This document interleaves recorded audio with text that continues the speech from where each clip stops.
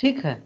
दूसरा बात ये था कि ये जो एंटीबॉडीज यानी कि बी सेल रिसेप्टर बन रहे थे, ये किसी एक पोटेंशियल एंटीजन में छोटे से छोटे वेरिएशन को भी डिस्क्रिमिनेट कर पाता था, और डिस्क्रिमिनेट करने के बाद उस डिस्क्रिमिनेशन किए हुए जो एंटीजन्स है उसमें उसके स्पेसिफिक अलग अलग एफिनिटी के एंटीबॉडीज बनते थे।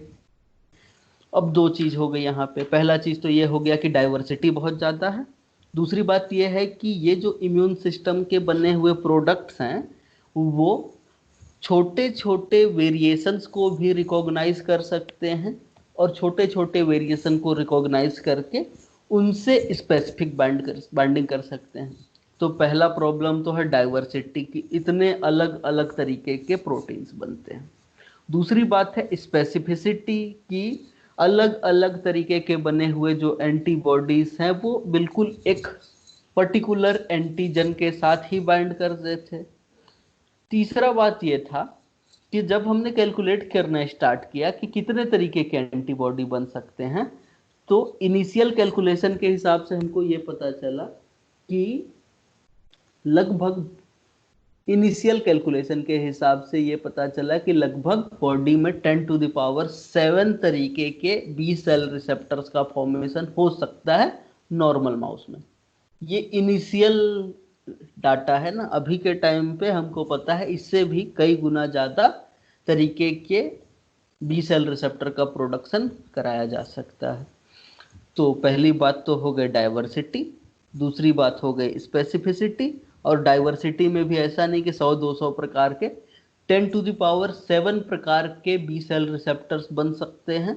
और ये बी सेल रिसेप्टर बनते कैसे हैं, इसकी जीन्स कैसे होते हैं, अब यहाँ से ये सोचना स्टार्ट करो।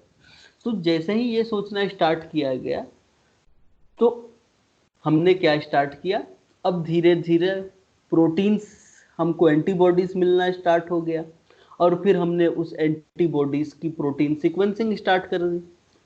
अब जब प्रोटीन सीक्वेंसिंग स्टार्ट की तो एक और प्रॉब्लम ये कि उस जो प्रोटीन है उसके एन टर्मिनस पे शुरू के 110 एमिनो एसिड जो है वो बहुत ज्यादा वेरिएशन शो करते हैं। उसी को हमने वेरिएबल रीजन कहा है।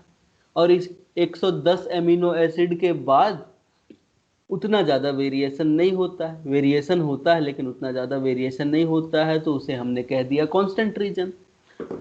तो अब दिक्कत ये है कि दो तरीके की दिक्कत है।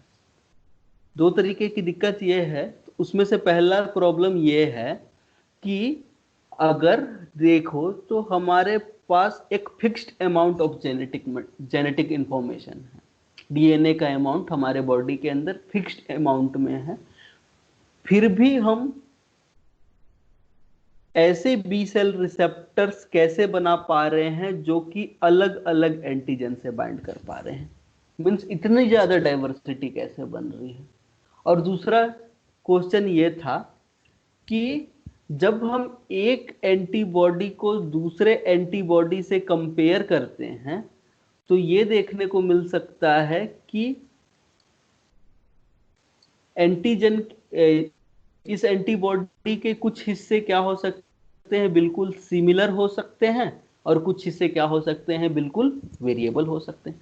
तो अब ये सिमिलैरिटी या फिर वेरिएबिलिटी अचीव कैसे की जा रही है, ये इनिशियल क्वेश्चंस थे।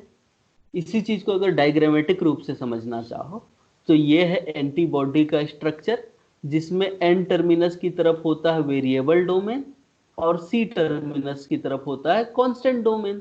अब ये वेरिएबल और कांस्टेंट डोमेन हैवी और लाइट चेन दोनों के ऊपर प्रेजेंट हो सकते हैं। तो इसमें भी क्वेश्चन ये उठता था कि जो कांस्टेंट रीजन है, ठीक है, अब वो कांस्टेंट रीजन चाहे हैवी चेन के ऊपर प्रेजेंट हो चाहे लाइट चेन के ऊपर प्रेजेंट हो, ये same constant region million of the variable region के साथ बाइंड कर सकता था, और कांस्टेंट रीजन सेम होने के बावजूद भी ये जो एंटीबॉडी है वो अलग अलग तरीके के एंटीजन से बाइंड कर पा रही है। एक ये ऑब्जर्वेशन था। दूसरा ऑब्जर्वेशन ये भी था कि जो हमारा सेम वेरिएबल रीजन है, वेरिएबल रीजन सेम है, लेकिन वो अलग अलग तरीके के कांस्टेंट रीजन से भी जुड़ सकता था। अब यहाँ पे दो प्रॉब्लम है हम लोगों को, मतलब एंटीबॉडी के जीन का स्ट्रक्चर पता लगाने के लिए हमारे पास कुछ 2-3 क्वेश्चंस आ गए। क्वेश्चन क्या आ गए? पहला तो इतने सारे तरीके के एंटीबॉडीज बन रहे हैं, तो क्या हर एक एंटीबॉडी के लिए अलग अलग जीन है? अगर हर एक एंटीबॉडी के अलग अलग जीन है, तो ऐसा कैसे हो रहा है कि कुछ एंटीबॉडीज में कांस्टेंट रीजन तो सेम है, लेकिन उसके वेरिएबल रीजन अलग अलग है? कभी कभी हमको ये देखने को मिल रहा है वेरिएबल रीजन सेम है, कांस्टेंट रीजन अलग अलग है। तो ये कुछ क्वेश्चंस को लेके हमने क्या किया, स्टार्ट किया, पजल को सॉल्व करना स्टार्ट किया। और जब हमने पजल को सॉल्व करना स्टार्ट किया, तो साइंटिस्ट ने कुछ थ्योरीज दी इस पजल को सॉल्व करने के लिए। और जो पहला थ्योरी निकल के आया वो था जर्म लाइन थ्योरी। अब जर्म लाइन थ्योरी ये बताता था कि जो इनहेरिटेड जीनोम है, इनहेरिटेड जीनोम मतलब कि जो मदर और फादर से मिला हुआ जीनोम है, उसमें हर एक एंटीबॉडी के लिए अलग अलग जीन है। अब हर एक एंटीबॉडी के लिए अलग अलग जीन होगा, तो हम अलग अलग तरीके की एंटीबॉडीज बना सकते हैं। पहला थ्योरी ये निकल के आता है। लेकिन हमको पता है कि कम से कम 10⁻7 टाइप का वेरिएशन हो सकता है। अब हम ऐसा मान लें कि हर एक एंटीबॉडी 2000 न्यूक्लियोटाइड का बना हुआ है, माना कि, तो भी अगर काउंट करो तो कम से कम जीनोम में 2⁻10 न्यूक्लियोटाइड्स चाहिए होंगे, तब जाके हम इतने प्रकार के एंटीबॉडीज को बना सकेंगे। फिर हमने माउस का जीनोम देखा, और माउस का जीनोम देखा तो वो निकल के आ रहा 2⁻×10⁹ न्यूक्लियोटाइड्स का। मतलब जितने न्यूक्लियोटाइड एंटीबॉडीज को बनाने के लिए चाहिए, उससे छोटा इसका जीनोम है। तो एंटीबॉडी का जीनोम भी इस जीनोम साइज में नहीं अट सकता है।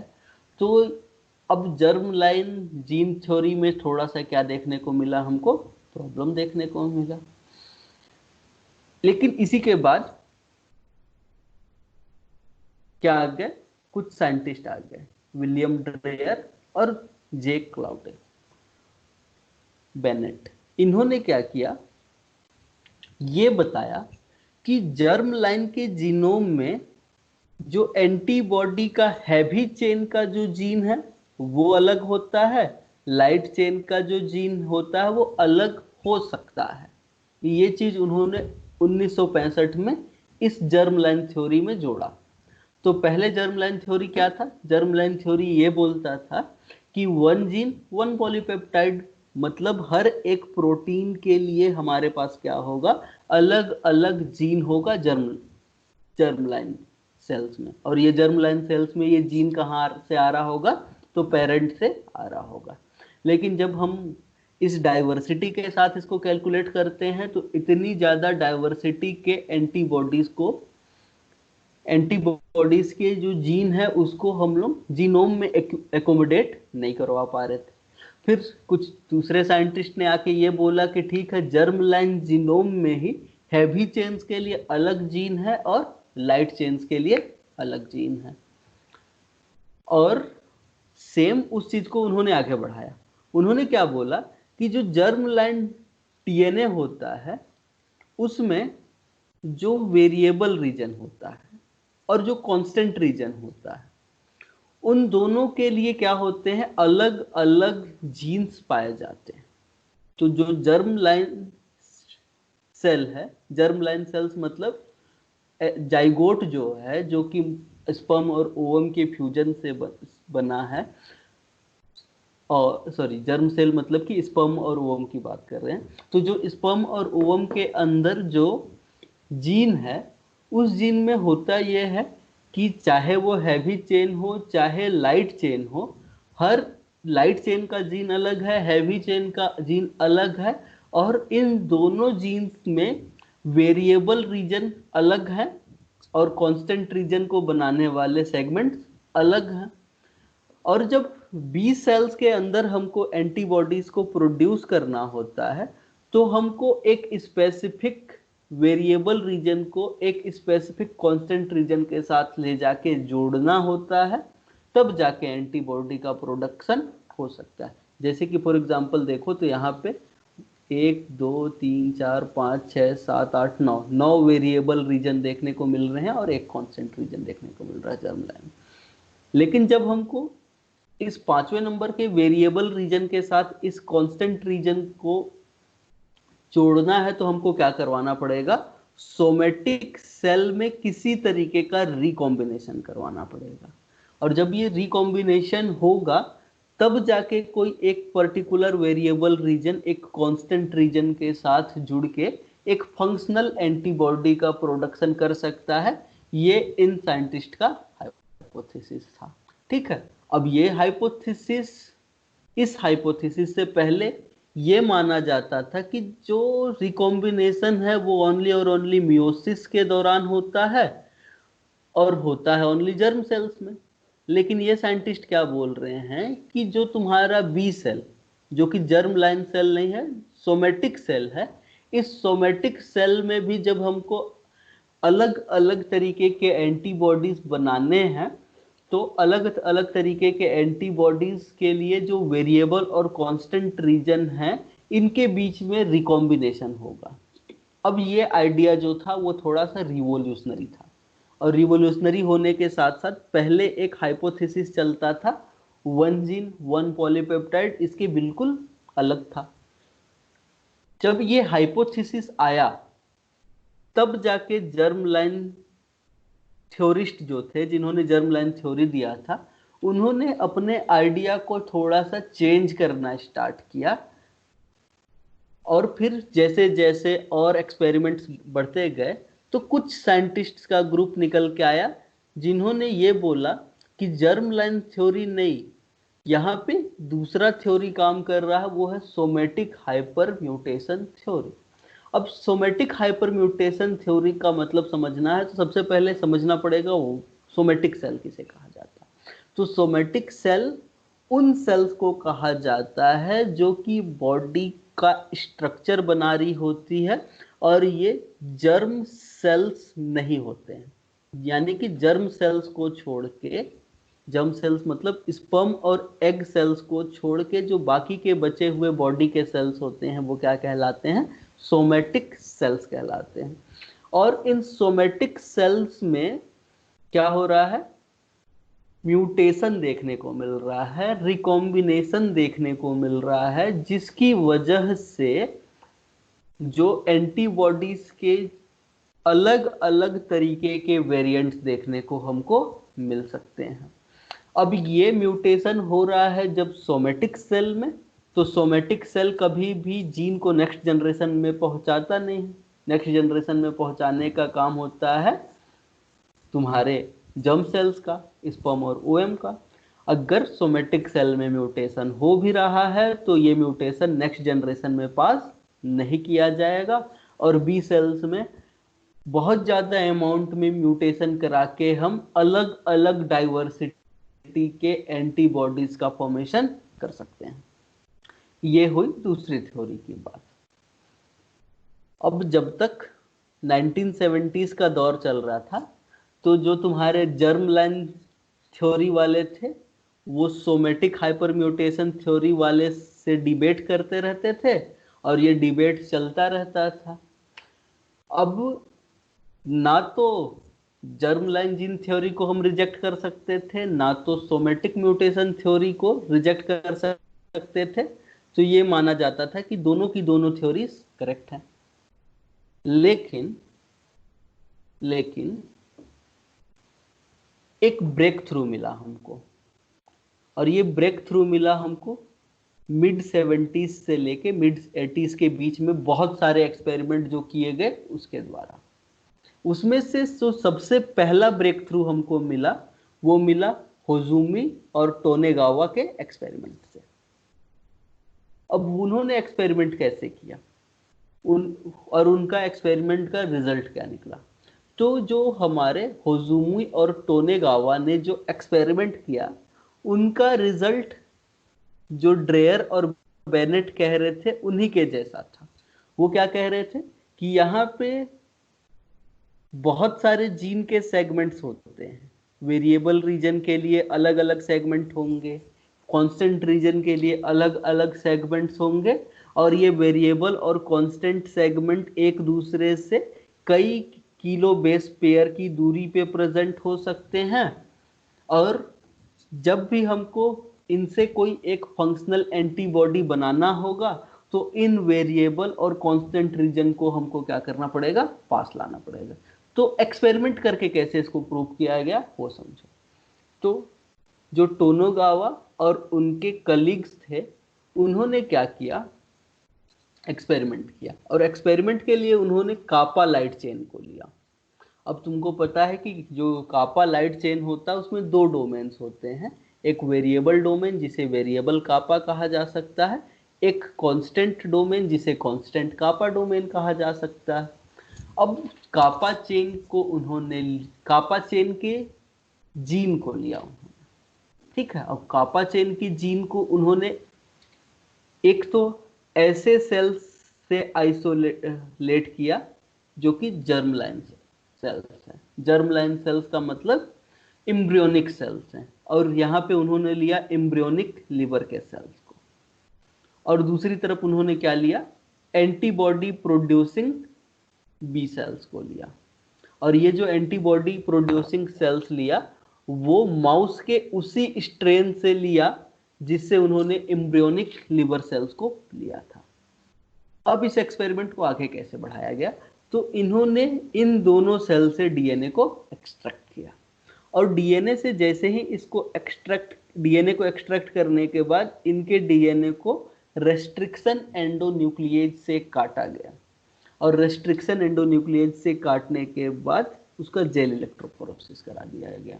और जेल इलेक्ट्रोफोरेसिस कंप्लीट होने के बाद उसे हम नाइट्रोसेल्युलोज मेम्ब्रेन के ऊपर ब्लॉट कर सकते हैं, और ब्लॉट करने के बाद हमने क्या किया, उस एंटीबॉडी का जो वेरिएबल रीजन होता है उसके जीन और जो कांस्टेंट रीजन होता है उसके जीन के अगेंस्ट में हमने कुछ प्रोब्स को डेवलप किया था, और ये प्रोब बने हुए थे आरएनए के। और इन प्रोब को हमने क्या कर दिया था, आयोडीन से टैग कर दिया था, रेडियो लेबल्ड आयोडीन से टैग कर दिया था, ठीक है। सेम इसी चीज को यहाँ पे लिखा भी गया होगा। और जब उन्होंने ये एक्सपेरिमेंट किया, तो जब एक्सपेरिमेंट करने के बाद उन्होंने देखा तो ये है जर्म लाइन डीएनए का बेंडिंग पैटर्न। जब तो हमने प्रोब्स बनाया किसके अगेंस्ट में है, प्रोब बनाया है हमने वेरिएबल रीजन के अगेंस्ट में और कांस्टेंट रीजन के अगेंस्ट में। तो ये प्रोब्स जाके बाइंड करेंगे कांस्टेंट रीजन से और वेरिएबल रीजन से, ठीक है। अब साथ ही साथ दोनों सेल से जब हमने इसको आइसोलेट किया तो सबसे पहले कांस्टेंट रीजन की बात देखो। वो प्रोब जो कांस्टेंट रीजन से बाइंड हुआ था उसका बैंड ऊपर देखने को मिल रहा है, लेकिन जैसे ही बी सेल में उसी बैंड को जब हमने देखा तो बैंड क्या देखने को मिला, हमको नीचे देखने को मिला। मींस जर्म लाइन डीएनए के अंदर जो कांस्टेंट रीजन का साइज होता है वो बड़ा होता है। पहला बात तो ये पता चला। दूसरा बात हमने क्या किया, लाइट चेन के अगेंस्ट में जो प्रोब डेवलप किया था उसको देखा। तो लाइट चेन के अगेंस्ट में जो प्रोब हमने डेवलप किया था, तो यहाँ पे जो जर्म लाइन सेल हैं वहां पे हमको लाइट चेन के दो एलील्स देखने को मिल रहे हैं, क्योंकि हमको कितने बैंड्स देखने को मिल रहे हैं, दो बैंड्स देखने को मिल रहे हैं। इसके अलावा जब हमने बी सेल्स यानी एंटीबॉडी प्रोड्यूसिंग बी सेल्स का बेंडिंग पैटर्न देखा तो हमको केवल और केवल एक बैंड देखने को मिल रहा था हमको। अब ये तो हुआ एक्सपेरिमेंट। अब इस एक्सपेरिमेंट का कंक्लूजन क्या निकला, तो पहला बात तो ये निकला कि जो वेरिएबल रीजन होता है और जो कांस्टेंट रीजन के जो जीन्स होते हैं वो क्या होते हैं, वो अलग अलग प्लेस पे प्रेजेंट होते हैं। अब इस एक्सपेरिमेंट से ये तो नहीं पता चल पाया कि वो सेम क्रोमोसोम पे होते हैं कि डिफरेंट क्रोमोसोम पे होते हैं, लेकिन ये पता चल गया कि वेरिएबल और कांस्टेंट रीजन के जो जीन्स होते हैं वो क्या होते हैं, अलग अलग जगह पे प्रेजेंट होते हैं। इसके अलावा एक और एक्सपेरिमेंट किया गया था।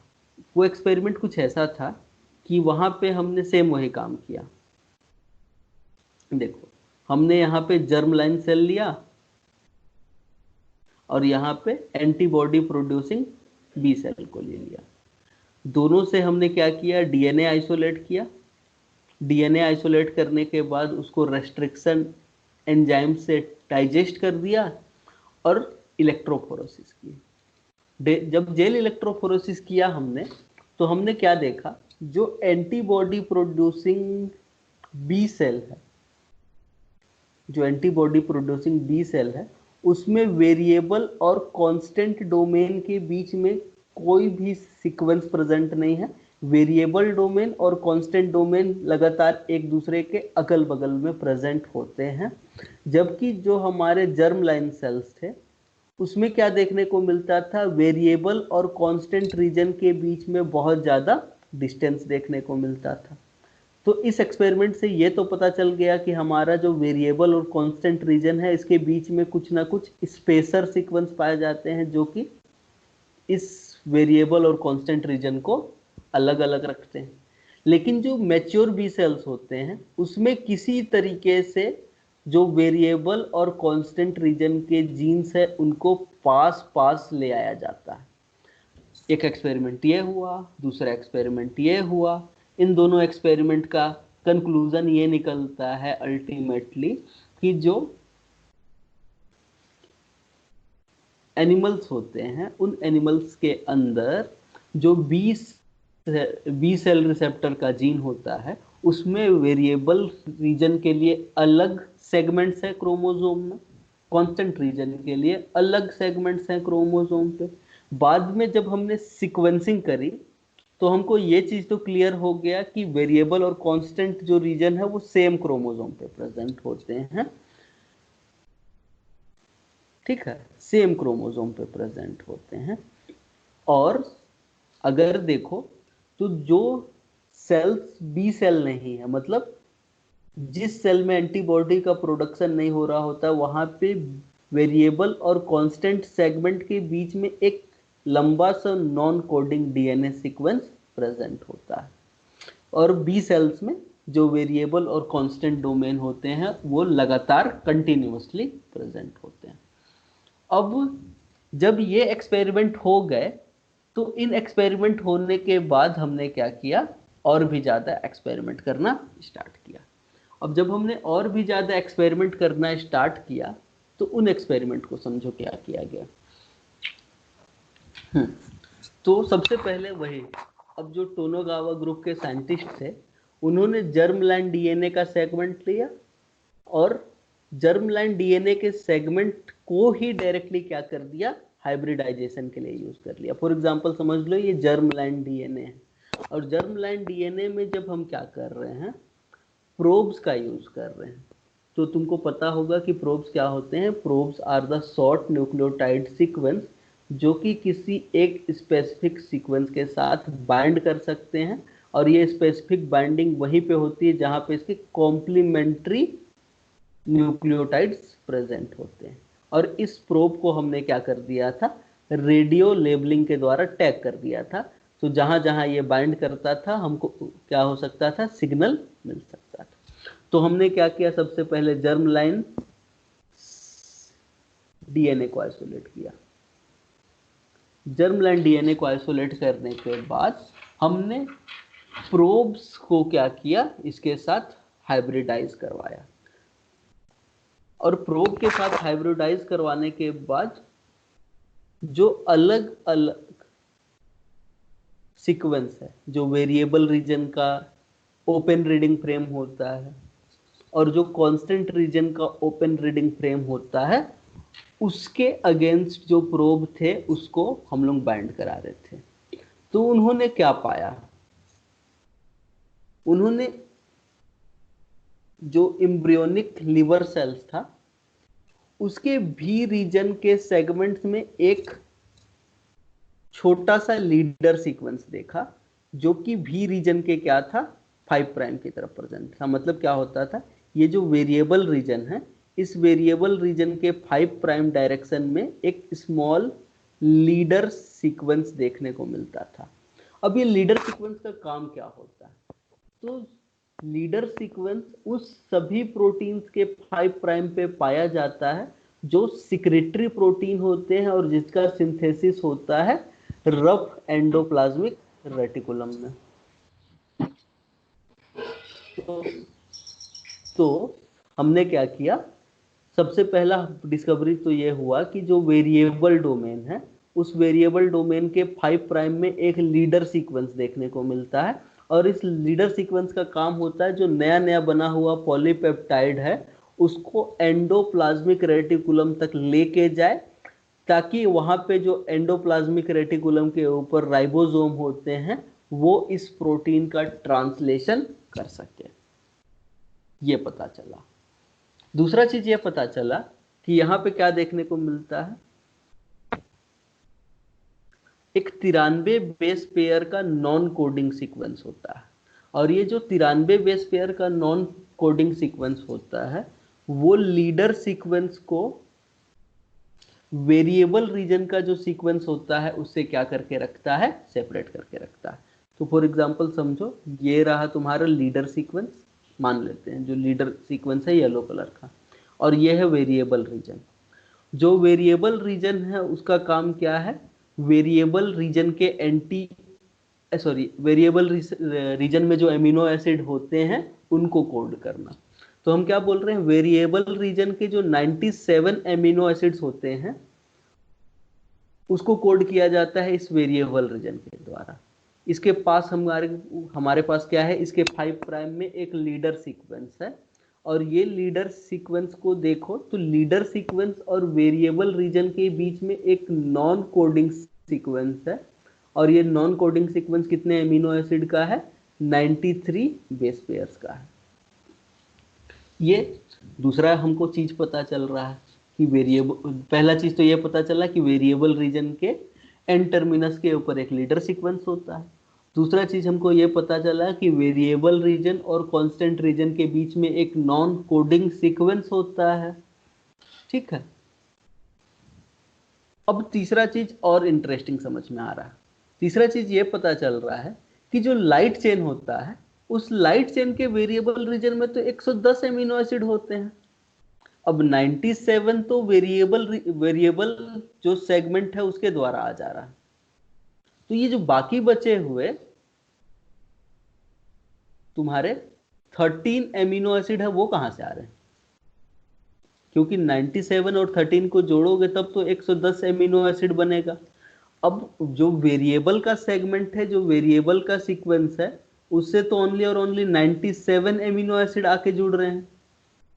अब जब हम प्रोटीन को सीक्वेंस करते हैं तो हमको पता चलता है कि वेरिएबल रीजन में कितने 110 एमिनो एसिड होने चाहिए, तो ये 13 एमिनो एसिड आए कहां से। तो इस चीज को जब पता लगाने की कोशिश की गई तो हमने क्या देखा कि अब हम लोग कांस्टेंट रीजन की सीक्वेंसिंग स्टार्ट किया।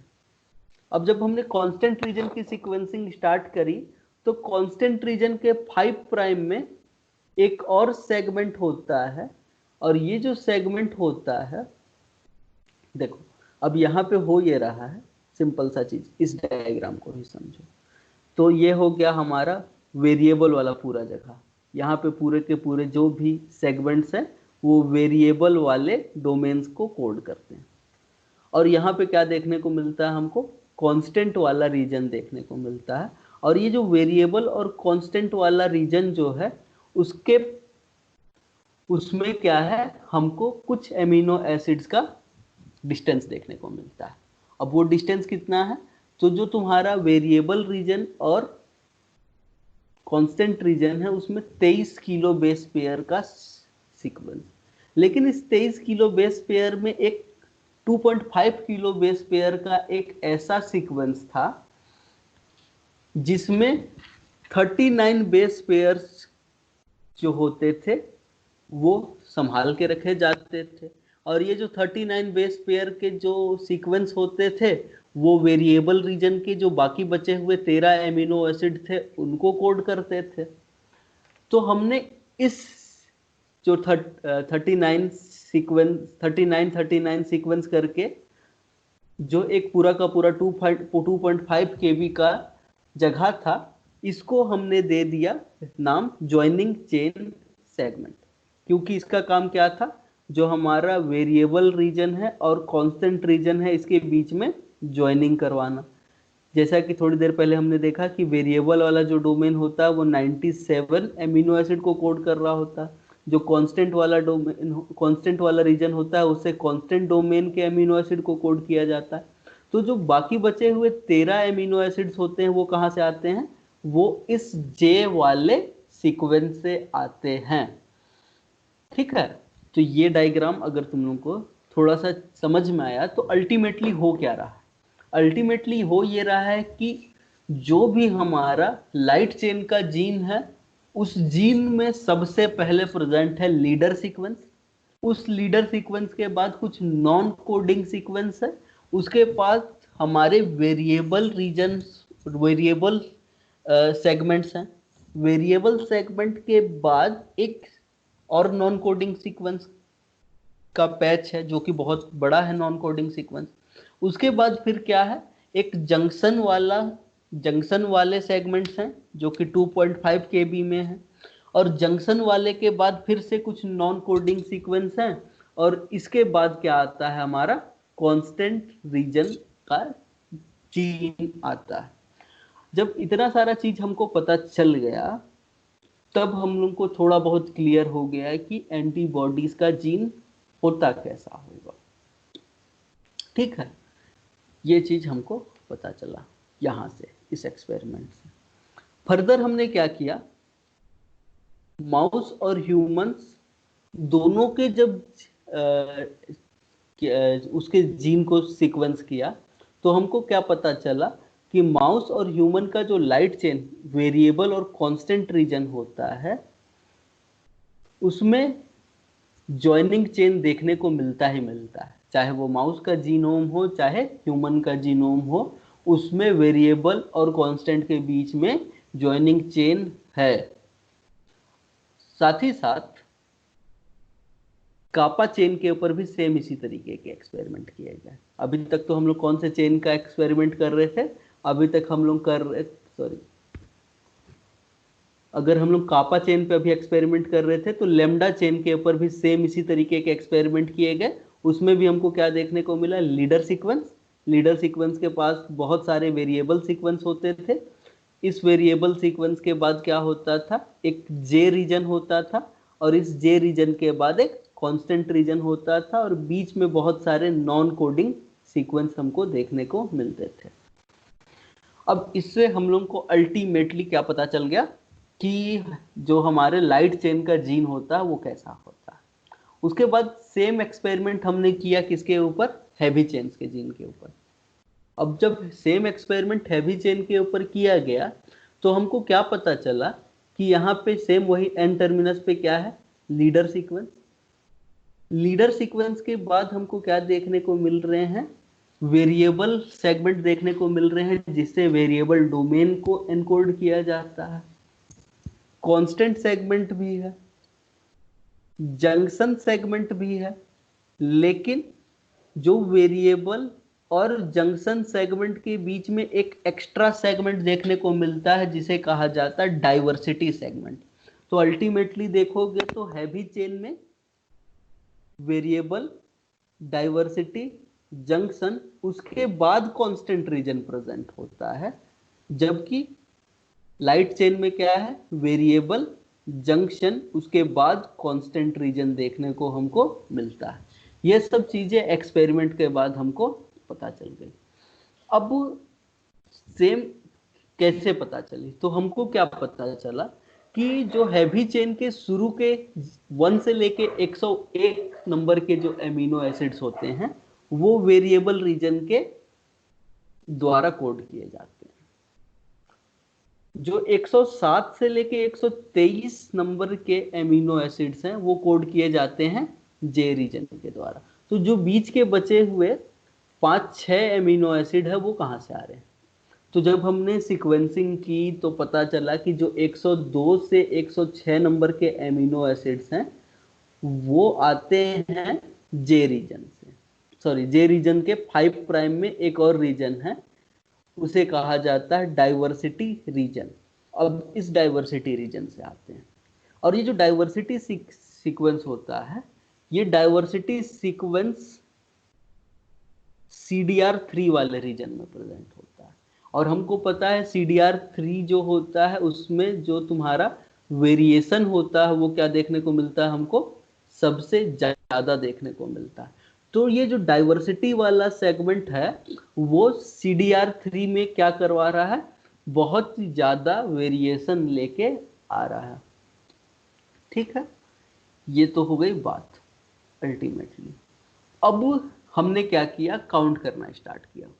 और काउंट करना जब हमने स्टार्ट किया तो हमको क्या पता चला कि हमारे जो जर्म लाइन डीएनए होते हैं उन जर्म लाइन डीएनए में वेरिएबल डाइवर्सिटी, ये ओनली हैवी चेन में होता है, इसीलिए मैं इसको क्या कर रहा हूं? ब्रैकेट में दिखा रहा हूं। जंक्शन और कांस्टेंट, तो वेरिएबल डाइवर्सिटी जंक्शन और कांस्टेंट के मल्टीपल कॉपीज प्रेजेंट हो सकते हैं। जब हमने इसको काउंट किया तो क्या पता चला हम लोगों को कि माउस के अंदर 100 डिफरेंट तरीके के वेरिएबल के जीन हो सकते हैं।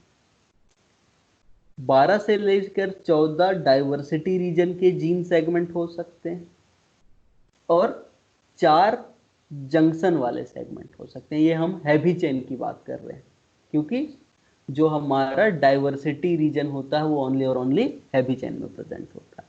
तो माउस के हैवी चेन में जो वेरिएबल रीजन है उसके 100 सेगमेंट्स, जो डाइवर्सिटी है उसके 12 से लेके 14 सेगमेंट्स, और जो जंक्शन है उसके 4 सेगमेंट्स हमको देखने को मिलते हैं। और होता क्या है कि जब हम एक फंक्शनल एंटीबॉडी बना रहे होते हैं तो इन 100 में से किसी एक वेरिएबल वाले को, इन 12 से 14 में से किसी एक डाइवर्सिटी के साथ जोड़ा जाएगा और इनको फिर किसी एक जंक्शन के साथ जोड़ा जाएगा और अल्टीमेटली फिर ये जाके किसी एक कांस्टेंट रीजन के साथ जुड़ के क्या करेगा? फंक्शनल एंटीबॉडी का फॉर्मेशन करेगा। और इसके लिए हमको क्या करना पड़ेगा? रिकॉम्बिनेशन कराना पड़ेगा। और रिकॉम्बिनेशन के बाद भी अलग अलग तरीके से डाइवर्सिटी को जनरेट किया जा सकता। अब हम लोग को जब हमको ये पता चल गया कि होता क्या कैसे है, जो तुम्हारे वेरिएबल और जंक्शन और कांस्टेंट वाले डोमेन का नंबर बहुत सारा हो सकता है, तो हमको अल्टीमेटली पता चल गया कि जो तुम्हारे इम्यूनोग्लोबुलिन्स के जीन होते हैं उनका ऑर्गेनाइजेशन कैसे होता है। तो सबसे पहले हमको ये पता था कि जो लाइट चेन होता है वो 2 तरीके का हो सकता है, एक तो कापा हो सकता है और दूसरा लैम्डा हो सकता है।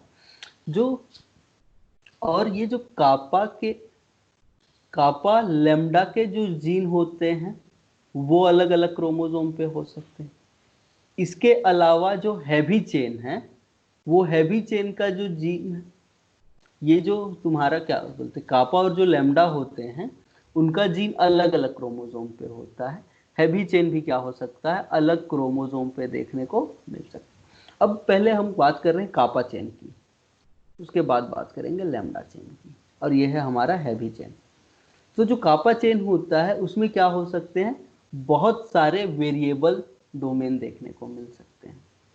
उस वेरिएबल डोमेन के बाद क्या हो सकता है? कुछ नॉन कोडिंग सीक्वेंस हो सकता है, और उस नॉन कोडिंग सीक्वेंस के बाद हमको जंक्शन रीजन देखने को मिल सकता है, और जंक्शन रीजन के बाद भी हमको कुछ नॉन कोडिंग सीक्वेंस देखने को मिल सकते हैं, और उसके बाद कांस्टेंट रीजन के जीनोम देखने को मिल सकते हैं। जब हमने लैम्डा को देखा तो लैम्डा में क्या देखने को मिल रहा है? यहाँ पे मेनली 3 ही वेरिएबल रीजन है।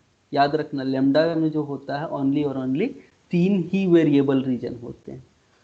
एन टर्मिनस के ऊपर वेरिएबल नंबर 2, और वेरिएबल नंबर 3 होता है। इसके जस्ट बाद तुम्हारा जंक्शन और कांस्टेंट 2 एंड 4 प्रेजेंट होता है, और जो वेरिएबल नंबर 1 होता है वो इसके बाद में प्रेजेंट होता है, और इसके बाद तुम्हारे जंक्शन 3 और जंक्शन 1 कांस्टेंट 3 और कांस्टेंट 1 देखने को मिल सकते हैं।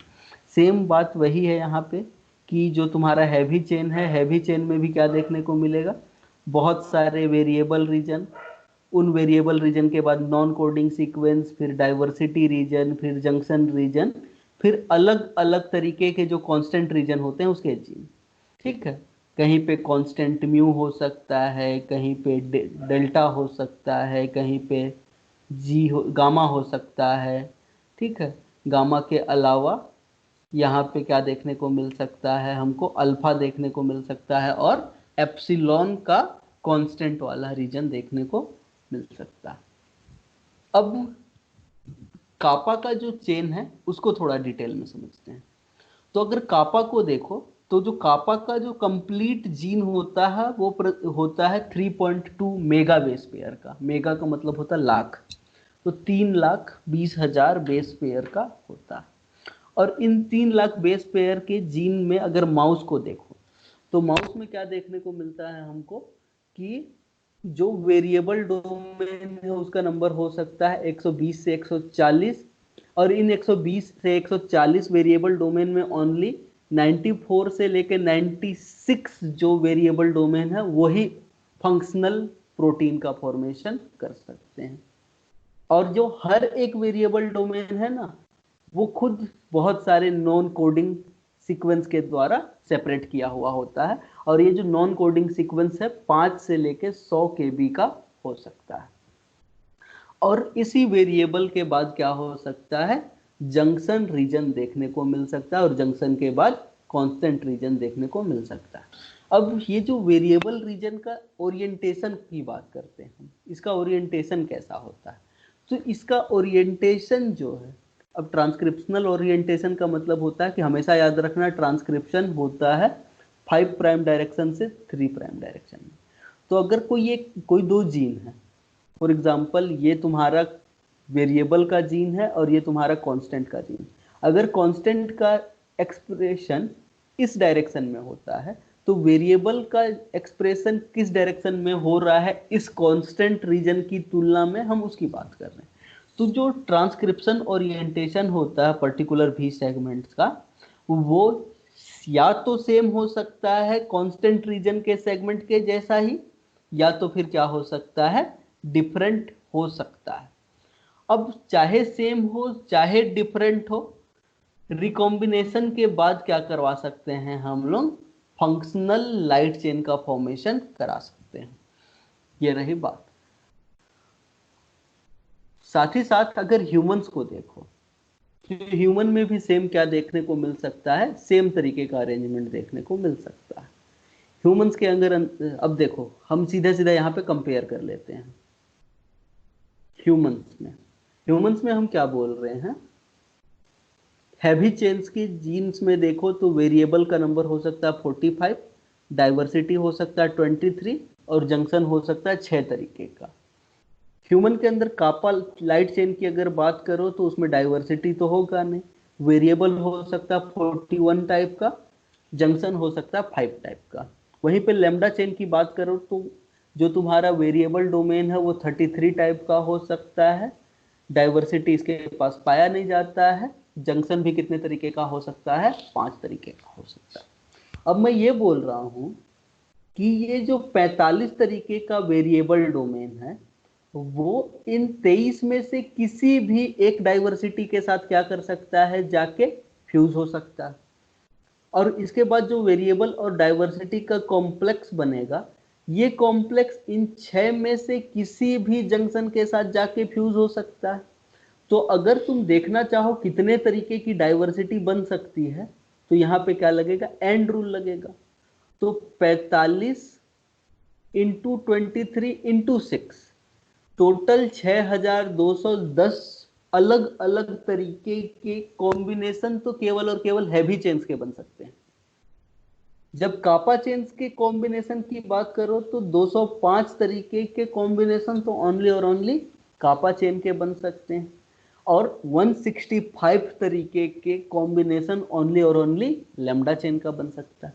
अब हमको पता है कि कोई भी हैवी चेन किसी भी लाइट चेन के साथ फ्यूज हो सकता है, मतलब डाइवर्सिटी और ज्यादा इंक्रीज होगी। जब डाइवर्सिटी को यहाँ पे देखो तो ये डाइवर्सिटी निकल के आती है 2.3 इंटू 10⁶ की, और ये डाइवर्सिटी अभी केवल किससे निकल के आई है, अलग अलग तरीके से हम कॉम्बिनेशन भी बनाए तो भी हमको इतने तरीके की डाइवर्सिटी देखने को मिल सकती है ह्यूमंस के अंदर। फिर हमने लैम्डा चेन का स्टडी किया तो हमको क्या पता चला, लैम्डा लैम्डा चेन का जो जीन होता है वो थोड़ा छोटा होता है। जैसे कि हमने कापा में बोला तो कापा में हमने क्या बोला था, 3.2 मेगा बेस पेयर का हो सकता है, और कापा के अंदर वेरिएबल हो सकता है लगभग 94 से 96 का, माउस की बात कर रहे हैं, ठीक है। और जो तुम्हारा जंक्शन हो सकता है वो हो सकता है कुछ कम नंबर्स में। अब जब लैम्डा की बात हमने की तो लैम्डा में क्या देखने को मिलता है, जीन बहुत छोटा होता है माउस में, 240 केबी का ही होता है, ठीक है। और साथ ही साथ अगर इसमें देखो ना तो इसमें क्या होता है, ओनली 3 फंक्शनल कांस्टेंट रीजन होते हैं। वैसे ही तुम्हारे को तुम देखो तो तुम्हारे पास जो तुम्हारे डाइवर्सिटी और जंक्शन के जो जीन होते हैं वो भी कम नंबर्स में देखने को मिलते हैं। अब यहाँ पे सीधा सीधा कि कापा चेन जो है, सॉरी जो तुम्हारा लैम्डा चेन है, उस लैम्डा चेन में अलग अलग तरीके से डाइवर्सिटी कैसे जनरेट हो सकती है। तो तुमको हमेशा याद रहे, एक चीज पता होना चाहिए कि जो तुम्हारा रिकॉम्बिनेशन होता है, रिकॉम्बिनेशन हमेशा होता है डाउन स्ट्रीम डायरेक्शन में। अब डाउन स्ट्रीम डायरेक्शन का मतलब क्या है कि अगर इस वेरिएबल वाले को जाके जंक्शन से जुड़ना है तो ये इस जंक्शन से भी जुड़ सकता है, इस जंक्शन से भी जुड़ सकता है, लेकिन कभी भी ऐसा नहीं होगा कि ये वेरिएबल रीजन अपने आगे के सीक्वेंस के साथ जाके रिकॉम्बिनेशन कर सके। अगर इसको करना होगा रिकॉम्बिनेशन तो ये ओनली और ओनली अपने डाउन स्ट्रीम में जो जंक्शन वाले रीजन है उनके साथ ही जाके रिकॉम्बिनेशन कर सकता है, तो अलग अलग तरीके की एंटीबॉडीज देखने को मिल सकती है। अब देखो जो तुम्हारा वेरिएबल 1 है, ये दिख रहा है वेरिएबल 1। अब इस वेरिएबल 1 का पोजीशन देखो तो जो तुम्हारा जंक्शन 3 है और कांस्टेंट 3 है, इसके अलावा जंक्शन 1 और कांस्टेंट 1 है, इसके तो अप स्ट्रीम में है तुम्हारा वेरिएबल 1, लेकिन इनके क्या है डाउन स्ट्रीम में प्रेजेंट है। तो जब भी ये वेरिएबल 1 रिकॉम्बिनेशन करेगा तो अपने डाउन स्ट्रीम में या तो जंक्शन 3 कांस्टेंट 3 से करेगा या फिर जंक्शन 1 कांस्टेंट 1 के साथ करेगा। कभी भी ऐसा नहीं होगा कि वो जाके जंक्शन 2 या फिर जंक्शन 4 के साथ रिकॉम्बिनेशन कर सके। इस तरीके से पेयरिंग होती है।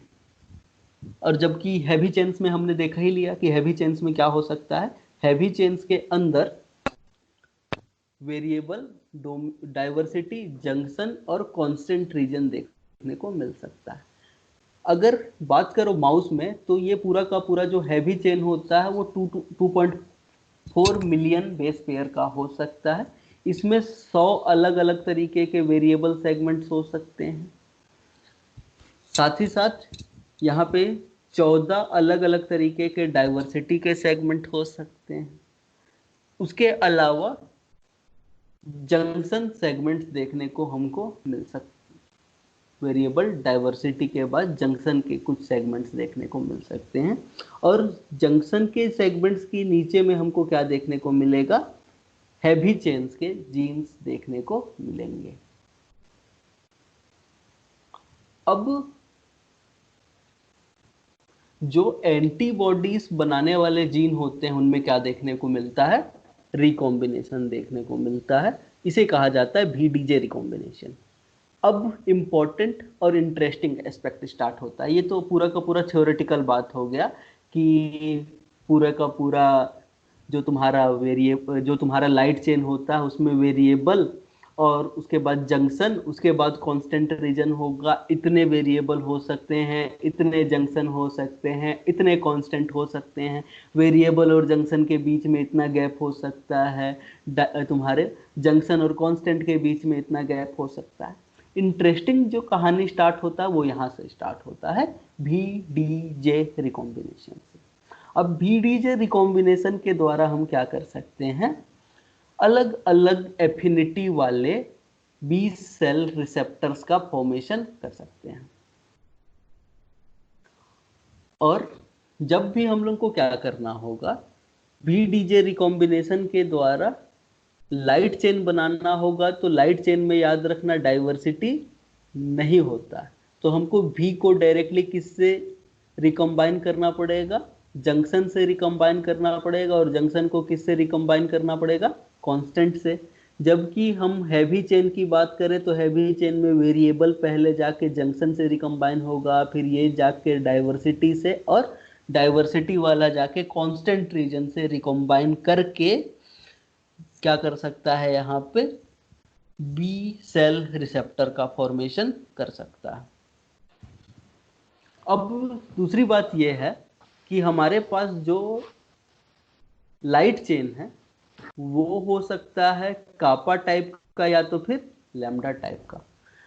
अब जो वेरिएबल रीजन होता है कापा का, वो हमेशा जाके कापा के जंक्शन के साथ ही रिकॉम्बाइन करेगा, और जो लैम्डा का वेरिएबल रीजन होता है वो जाके लैम्डा के जंक्शन के साथ ही रिकॉम्बाइन करेगा, ताकि एक सिंगल वेरिएबल रीजन का फॉर्मेशन हो सके।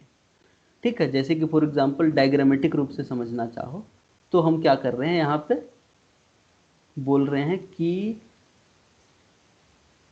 ये हो गया वेरिएबल रीजन जो कि कापा चेन का है, वेरिएबल 1, वेरिएबल 2, वेरिएबल 3, वेरिएबल 4। अब वेरिएबल के बाद यहाँ पे क्या देखने को मिल रहा है, हमको कुछ स्पेस देखने को मिल रहा है, और स्पेस के बाद वेरिएबल के बाद यहाँ पे क्या है, जंक्शन 1 है, जंक्शन 2 है, जंक्शन 3 है। इसके बाद फिर से कुछ स्पेस है, और इस स्पेस के बाद कांस्टेंट रीजन के जीन्स आ जाते हैं। तो जब भी हमको क्या करवाना होगा, फंक्शनल लाइट चेन का फॉर्मेशन करना है, तो किसी एक पर्टिकुलर वाले वेरिएबल रीजन को ले जाके किसी एक पर्टिकुलर जंक्शन के साथ ऐड कराना पड़ेगा। तो फिर ये बीच के सेगमेंट का या तो डिलीशन हो सकता है या तो इन्वर्जन हो सकता है, आगे देखेंगे कैसे होता है। फिर वेरिएबल वाला जो है तुम्हारे किसके साथ जुड़ गया, जाके जंक्शन के साथ जुड़ गया, तो अब ये जंक्शन वाला जो सेगमेंट है वो किसके साथ जाके जुड़ जाएगा, कांस्टेंट वाले के साथ जुड़ जाएगा। तो जो हमारा वेरिएबल रीजन है वो बना होगा किससे, वेरिएबल और जंक्शन वाले के साथ, और कांस्टेंट वाला बना होगा ओनली और ओनली कांस्टेंट वाले रीजन के साथ। इसके अलावा जब हैवी चेन की बात करेंगे तो हैवी चेन में जो वेरिएबल रीजन होगा वो वेरिएबल डाइवर्सिटी और जंक्शन वाले रीजन के द्वारा एनकोड किया जा रहा होगा, और ये जो तुम्हारा चाहे वेरिएबल और जंक्शन वाला segment in the light chain, चाहे वेरिएबल डाइवर्सिटी और junction chain in the heavy chain, ये जाके कांस्टेंट रीजन के साथ बाइंड करके एंटीबॉडीज का फॉर्मेशन कर सकते हैं।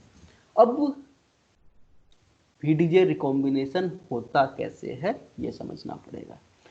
तो पहली बात, कहीं पे भी हो जाता है क्या, तो नहीं, कुछ पर्टिकुलर सीक्वेंस पाए जाते हैं जिन्हें कहा जाता है रिकॉम्बिनेशन सिग्नल सीक्वेंस, यानी कि शॉर्ट में आरएसएस।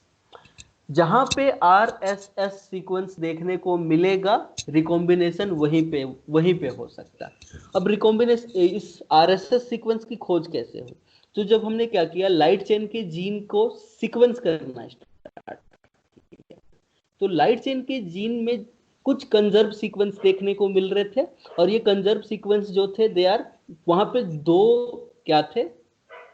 दो कंजर्व सीक्वेंस थे।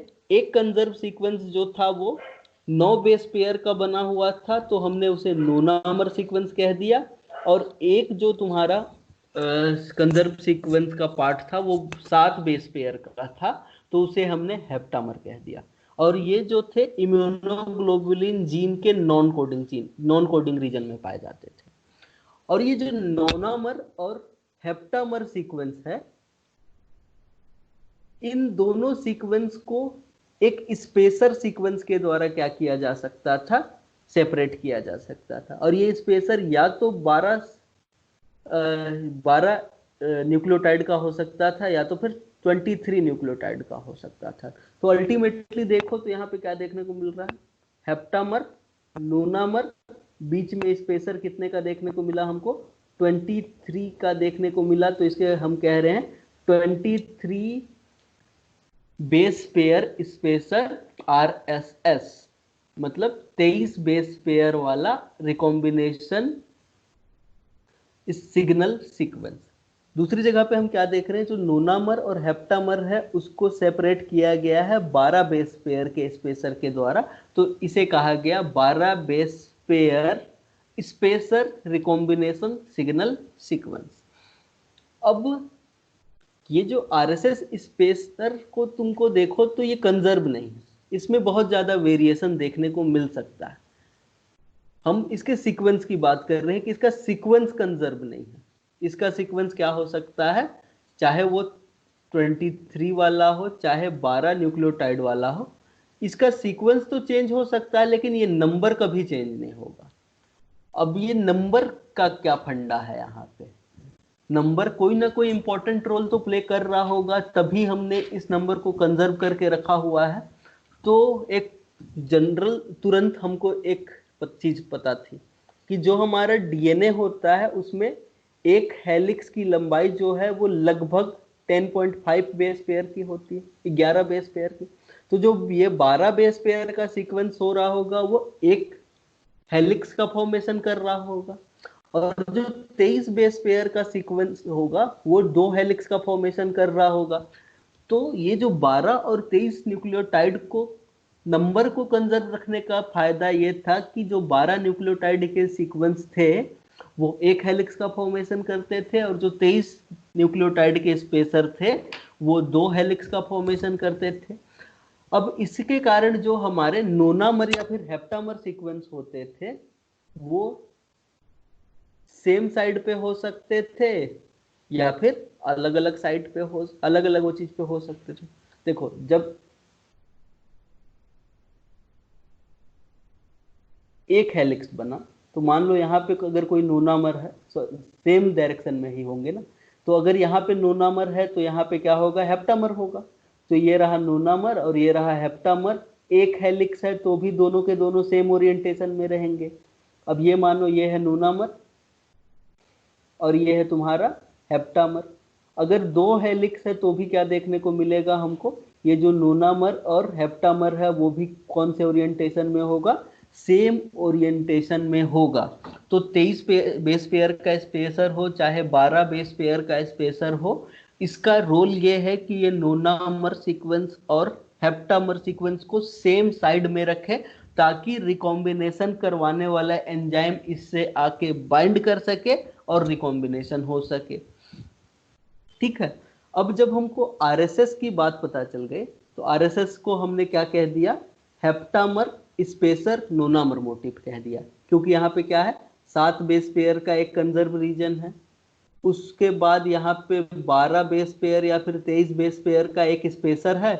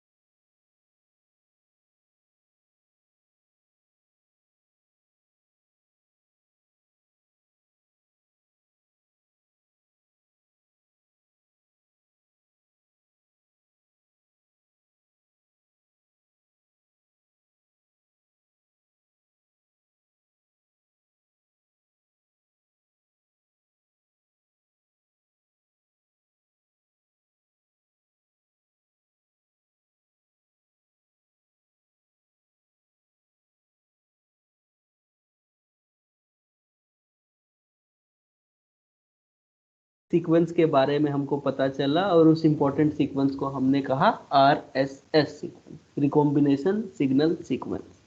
अब रिकॉम्बिनेशन सिग्नल सीक्वेंस का कैरेक्टर क्या है कि रिकॉम्बिनेशन सिग्नल सीक्वेंस में एक तो होगा नोनामर सीक्वेंस, 9 बेस पेयर का बना हुआ सीक्वेंस। उसके बाद एक होगा हेप्टामर सीक्वेंस जो कि 7 बेस पेयर का बना हुआ सीक्वेंस है। और ये जो नोनामर सीक्वेंस और हेप्टामर सीक्वेंस है, इसके बीच में क्या देखने को मिलता है हमको, स्पेसर सीक्वेंस देखने को मिलता है। अब ये जो स्पेसर सीक्वेंस है वो या तो 23 बेस पेयर का हो सकता है या तो फिर 12 बेस पेयर का हो सकता है। इसके हिसाब से जो 23 बेस पेयर वाला सीक्वेंस है उसको हम कह देते हैं RSS1। क्या कह देते हैं, RSS1, recombination signal sequence number 1। और इसे कह देते हैं हम लोग RSS नंबर 2। अब ऐसा कोई एकदम पर्टिकुलर रूल नहीं है कि हम इसको 1 ही बोलेंगे, इसको 2 ही बोलेंगे। अल्टीमेटली बोलने का मकसद बस ये है कि जो तुम्हारा 23 बेस पेयर वाला जो तुम्हारा RSS है और जो 12 बेस पेयर वाला RSS है, उसके पोजीशन को जब हमने देखा तो हमने ये रियलाइज किया कि जो तुम्हारा अगर 12 बेस पेयर वाला सीक्वेंस के बाद अगर 23 बेस पेयर वाला RSS है तो उन दोनों के बीच में रिकॉम्बिनेशन संभव है। लेकिन अगर 12 और 12 वाले RSS के बीच में तुम रिकॉम्बिनेशन कराना चाहो तो वहाँ पे रिकॉम्बिनेशन संभव नहीं है। अगर तुम 23 और 23 के बीच में भी रिकॉम्बिनेशन कराना चाहो तो भी ये रिकॉम्बिनेशन संभव नहीं है। रिकॉम्बिनेशन तभी होगा जब वो RSS जिसके पास 12 बेस पेयर का स्पेसर है उसको 23 बेस पेयर वाला स्पेसर मिले। तो इस रूल को हमने क्या बोल दिया, this rule is known as 23/12 rule. Means recombination तभी होगा जब 12 बेस पेयर वाला RSS जाके 23 बेस पेयर वाले RSS के साथ इंटरेक्ट कर पाए। तो एक छोटा सा एग्जाम्पल लेके देखते हैं। फॉर एग्जाम्पल मान लेते हैं यह तुम्हारे जर्म लाइन सेल्स का जीनोमिक DNA। अब इसमें हम क्या बोल रहे हैं कि बहुत सारे वेरिएबल रीजन के सीक्वेंस हो सकते हैं बीच में। अब यहाँ पे क्या है, हर एक वेरिएबल के बाद क्या देखने को मिलता है हमको, RSS देखने को मिलता है। हर एक वेरिएबल के डाउन स्ट्रीम में हर एक वेरिएबल के 3 प्राइम पे RSS देखने को मिलता ही मिलता है। और जब जंक्शन को देखते हो तो हर एक जंक्शन रीजन के 5 प्राइम के ऊपर RSS देखने को मिलता ही मिलता है। और जो वेरिएबल के पीछे जो तुम्हारा RSS होता है उसमें 12 बेस पेयर वाला स्पेसर होता है और जो जंक्शन के पहले होता है उसमें 23 बेस पेयर वाला स्पेसर होता है। अब मान लो हमको करना ये है कि इस 3rd नंबर वाले वेरिएबल रीजन को ले जाके इस 3rd नंबर वाले जंक्शन के साथ फ्यूज करना। तो हमको क्या करना पड़ेगा, ये जो 12 बेस पेयर का स्पेसर है वेरिएबल 3rd के बाद, उसको जो 23rd बेस पेयर का स्पेसर है उसके पास ले जाना पड़ेगा और इन दोनों के बीच में रिकॉम्बिनेशन कराना पड़ेगा। और जैसे ही रिकॉम्बिनेशन होगा तो जो 3rd नंबर का वेरिएबल सीक्वेंस है वो जाके 3rd नंबर के जंक्शन सीक्वेंस के साथ जुड़ जाएगा। ठीक, सेम वहीं पर अगर हैवी चेन में देखो तो हैवी चेन में क्या होगा कि वेरिएबल वाला जाके किससे फ्यूज होगा, किसी एक पर्टिकुलर डाइवर्सिटी से, और जो डाइवर्सिटी वाला है वो जाके किससे फ्यूज होगा, जंक्शन वाले से। अब यहाँ पे भी वही, कोई भी वेरिएबल जाके किसी भी डाइवर्सिटी से फ्यूज हो सकता है और जो भी डाइवर्सिटी है वो जाके किसी भी जंक्शन के साथ फ्यूज हो सकता है। बस अंतर ये है कि यहाँ पे वेरिएबल के बाद जो है, ये रहा वेरिएबल के बाद 23, तो जाहिर सी बात है डाइवर्सिटी में क्या होगा, 13 होगा। तो इन दोनों के बीच में रिकॉम्बिनेशन संभव है। सेम यहाँ पे डाइवर्सिटी के बाद 13 है तो जंक्शन के बाद क्या देखने को मिलेगा हमको, 23, तभी जाके यहाँ पे रिकॉम्बिनेशन हो सकता है। ये रही बात। अब वो एंजाइम कौन से हैं जो कि रिकॉम्बिनेशन करवाते हैं, तो हमको दो एंजाइम पता चले। एक का नाम है RAG1, दूसरे का नाम है RAG2। फुल फॉर्म होता है रिकॉम्बिनेशन एक्टिवेटिंग जीन। और ये दोनों एंजाइम्स इंपॉर्टेंट होते हैं ताकि क्या हो सके, रिकॉम्बिनेशन हो सके।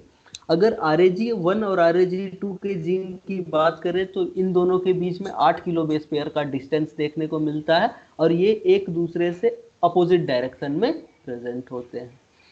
और केवल बी और टी सेल्स के अंदर ही इसका एक्सप्रेशन हो सकता है, इसके अलावा किसी भी सेल के अंदर नहीं हो सकता। जब RAG1 के जीन को देखोगे तो उसमें इस दो कंजर्व रीजन है, एक तो ZNA और दूसरा है ZNB। जो तुम्हारा ZNA और ZNB का मतलब है ये जिंक के साथ बाइंडिंग कर सकते हैं। साथ ही साथ यहाँ पे अब देखो तो जो RAG1 है उसके पास नोनामर बाइंडिंग डोमेन होता है। नोनामर बाइंडिंग डोमेन मतलब जो तुम्हारा RSS का 9 बेस पेयर का जो कंजर्व रीजन होता है उसके साथ बाइंड कर सकता है, और उसके पास DNA क्लीवेज की एक्टिविटी देखने को मिल सकती है। साथ ही साथ RAG2 को देखो तो यहाँ पे एक PhD डोमेन हो सकता है, और ये PhD डोमेन जो है वो किसके साथ बाइंड कर सकता है, H3K4 मेथाइल 3 के साथ बाइंड कर सकता है। अब यहाँ पे एक इंपॉर्टेंट टर्म सिखा रहा हूं मैं। देखो H3 का मतलब है हिस्टोन नंबर 3, K4 का मतलब है हिस्टोन 3 पे जो चौथे नंबर का लाइसीन है उसके ऊपर क्या जुड़ा हुआ है, मेथाइल ग्रुप जुड़ा हुआ है। ठीक है, तो इसको बोलते हैं हम लोग H3K4Me। तो जो PhD डोमेन है वो थर्ड नंबर के हिस्टोन के चौथे लाइसीन के ऊपर अगर मेथिल ग्रुप जुड़ा हुआ है तब जाके ये RAG2 वहां पे बाइंड कर सकता है, और RAG2 के साथ यहाँ पे बाइंड करके ये DNA क्लीवेज एक्टिविटी शो कर सकता है। इसके अलावा जो RAG1 है वो RAG2 के साथ इंटरेक्ट कर सकता है। अब फंक्शन को देखो तो जो RAG1 RAG2 होते हैं वो अकेले काम नहीं करते हैं, वो कॉम्प्लेक्स की तरीके से काम करते हैं, और यहाँ पे ये दोनों 4 सब यूनिट के मिलके कॉम्प्लेक्स बनाते हैं। देखो यहाँ पे ये है RAG1, एक RAG1 दूसरे RAG1 के साथ इंटरेक्ट किया, साथ ही साथ RAG1 ने ही किसके साथ इंटरेक्ट किया, RAG2 के साथ इंटरेक्ट किया। टोटल 2 RAG1 2 RAG2 ने मिलके क्या बनाया, 4 सब यूनिट का कॉम्प्लेक्स बनाया। और यहाँ पे जो 4 सब यूनिट के कॉम्प्लेक्स हैं ये जाके बाइंड कर सकते हैं तुम्हारे RSS सीक्वेंस के साथ। एक RSS जो होगा वो 12 बेस पेयर वाला होगा, और दूसरा जो RSS होगा वो 23 बेस पेयर वाला होगा। और हमने थोड़ी देर पहले ये भी देखा था कि जो RAG1 होता है वो किसके साथ बाइंड कर सकता है, नोनामर सीक्वेंस के साथ बाइंड कर सकता है। नोनामर के साथ बाइंड करने के अलावा ये RAG2 के साथ भी बाइंडिंग कर सकता है, और इसके दोनों के पास DNA को क्लीव करने की क्षमता पाई जाती है, तो ये DNA को क्लीव कर सकते हैं। अगर RAG1 के एक्टिव साइट की अगर बात करें तो इसके RAG1 के एक्टिव साइट में 2 एस्पार्टेट है, और सॉरी 2 क्या है, एस्पार्टेट और एक ग्लूटामेट है। पोजीशन दिया हुआ है कि 600 नंबर पे 708वें नंबर पे क्या है तुम्हारा एस्पार्टेट है, और 962वें नंबर पे ग्लूटामेट है। और ये 3 कंजर्व एमिनो एसिड मिलके बनाते हैं DDE मोटिफ, और ये जहां पे भी DDE मोटिफ होता है ये लोग DNA को क्या कर सकते हैं, क्लीव कर सकते हैं। ये DNA मोटिफ बहुत सारे एंजाइम्स में देखने को मिले हैं जो कि DNA को क्लीव करते हैं, जैसे कैंडोन्यूक्लियस, ट्रांसपोजिएज और रिकॉम्बिनेज। जो RAG1 का डोमेन होता है वो नोनामेरिक सीक्वेंस के साथ भी बाइंड कर सकता है और हेप्टामेरिक सीक्वेंस के साथ भी बाइंड कर सकता है, और RAG1 जो है वो RAG2 के साथ भी इंटरेक्ट कर सकता है। तो हमने पीछे डायग्राम में देखा कि ये जो तुम्हारा RAG1 है, ये RAG1 जो है वो नोनामर सीक्वेंस के साथ भी बाइंड कर सकता है, तुम्हारे हेप्टामर सीक्वेंस के साथ भी बाइंड कर सकता है। इसके अलावा ये RAG2 के साथ इंटरेक्ट भी कर सकते हैं। इसके अलावा जो RAG1 और RAG2 के ऊपर ZNA और ZNB वाला डोमेन होता है, ये जिंक फिंगर मोटिव का फॉर्मेशन करता है। और ये जिंक फिंगर मोटिव जिंक के साथ जोड़ के डीएनए के साथ इसकी बाइंडिंग करा सकता है। ठीक है, इसके अलावा ये जो है जेडएनए मोटिव जो है वो क्या कर सकता है, वो हिस्टोन 3 के साथ इंटरएक्ट करा सकता है। और जो रेग 2 है उसके पास क्या देखने को मिला था हमको, पीएचडी डोमेन, जिसको कहते हैं हम लोग प्लांट होमियो डोमेन। ये जाके उस डीएन हिस्टोन 3 के ऊपर बाइंड कर सकता है और डीएनए के ऊपर बाइंडिंग कर सकता है। और जैसे ही बाइंडिंग होगी, बाइंडिंग के बाद यहाँ पे क्या किया जाएगा, डीएनए को क्लीव किया जा सकता है, देखेंगे कैसे। इसके अलावा जो तीसरा इंपॉर्टेंट एंजाइम होता है रेग 1 और रेग 2 के अलावा, वो है हमारा टीडीटी, टर्मिनल डीऑक्सी ट्रांसफरेज। तो जैसे रेग 1 और रेग 2 ओनली और ओनली बी और टी सेल्स में एक्सप्रेस होते हैं, टीडीटी का एक्सप्रेशन भी किसमें होता है, ये भी होता है बी और टी सेल्स में। अब ये जो टीडीटी होता है, it is template independent enzyme. और ये जब टेम्पलेट इंडिपेंडेंट एंजाइम है तो ये क्या कर सकता है, बिना टेम्पलेट का यूज किए हुए डीएनए के 3 प्राइम एंड के ऊपर न्यूक्लियोटाइड्स को ऐड कर सकता है। ठीक है, तो ये रहा टीडीटी का काम, ये तीसरा एंजाइम था। रेग 1, रेग 2, टीडीटी, ये 3 इंपॉर्टेंट एंजाइम हो गए। इसके अलावा भी बहुत सारे एंजाइम यूज होते हैं, जैसे कि high mobility group B protein 1 and 2। ठीक है, ये लोग क्या कर सकते हैं, जो हाई मोबिलिटी ग्रुप के प्रोटीन्स होते हैं वो रेग 1 और रेग 2 के साथ मिलके आरएसएस के ऊपर बाइंडिंग में हेल्प करा सकते हैं और डीएनए की बाइंडिंग को फैसिलिटेट कर सकते हैं। ठीक है, जैसे ही क्या होगा, रेग 1 और RAG 2 high mobility group B protein के साथ रहेंगे तो ये आरएसएस सीक्वेंस के ऊपर बाइंड कर सकते हैं और बाइंड करने के बाद डीएनए को क्लीव कर सकते हैं।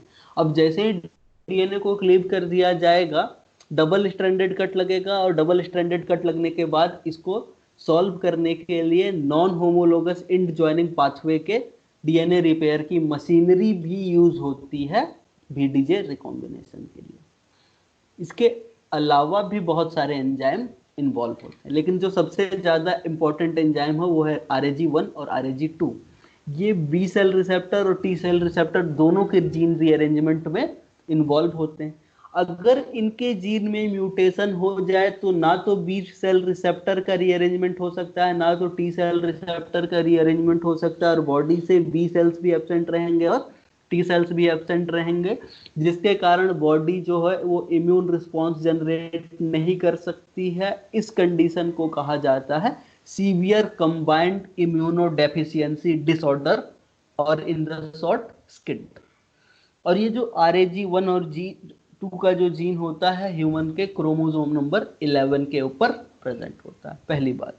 दूसरी बात, अगर इनका एक्सप्रेशन कम हो जाए या फिर ये पार्शली एक्टिव हो या फिर नॉर्मल फंक्शन ना कर रहे हो, तो यहाँ पे क्या देखने को मिल सकता है, ओमैन सिंड्रोम देखने को मिल सकता है, जिसमें बॉडी में बी सेल्स एब्सेंट होते हैं सर्कुलेशन में और लिम्फ नोड का डेवलपमेंट भी अच्छे से नहीं हो पाता। अब हम आराम से सीक्वेंशियली पढ़ना स्टार्ट करते हैं कि बीडीजे रिकॉम्बिनेशन होता कैसे है।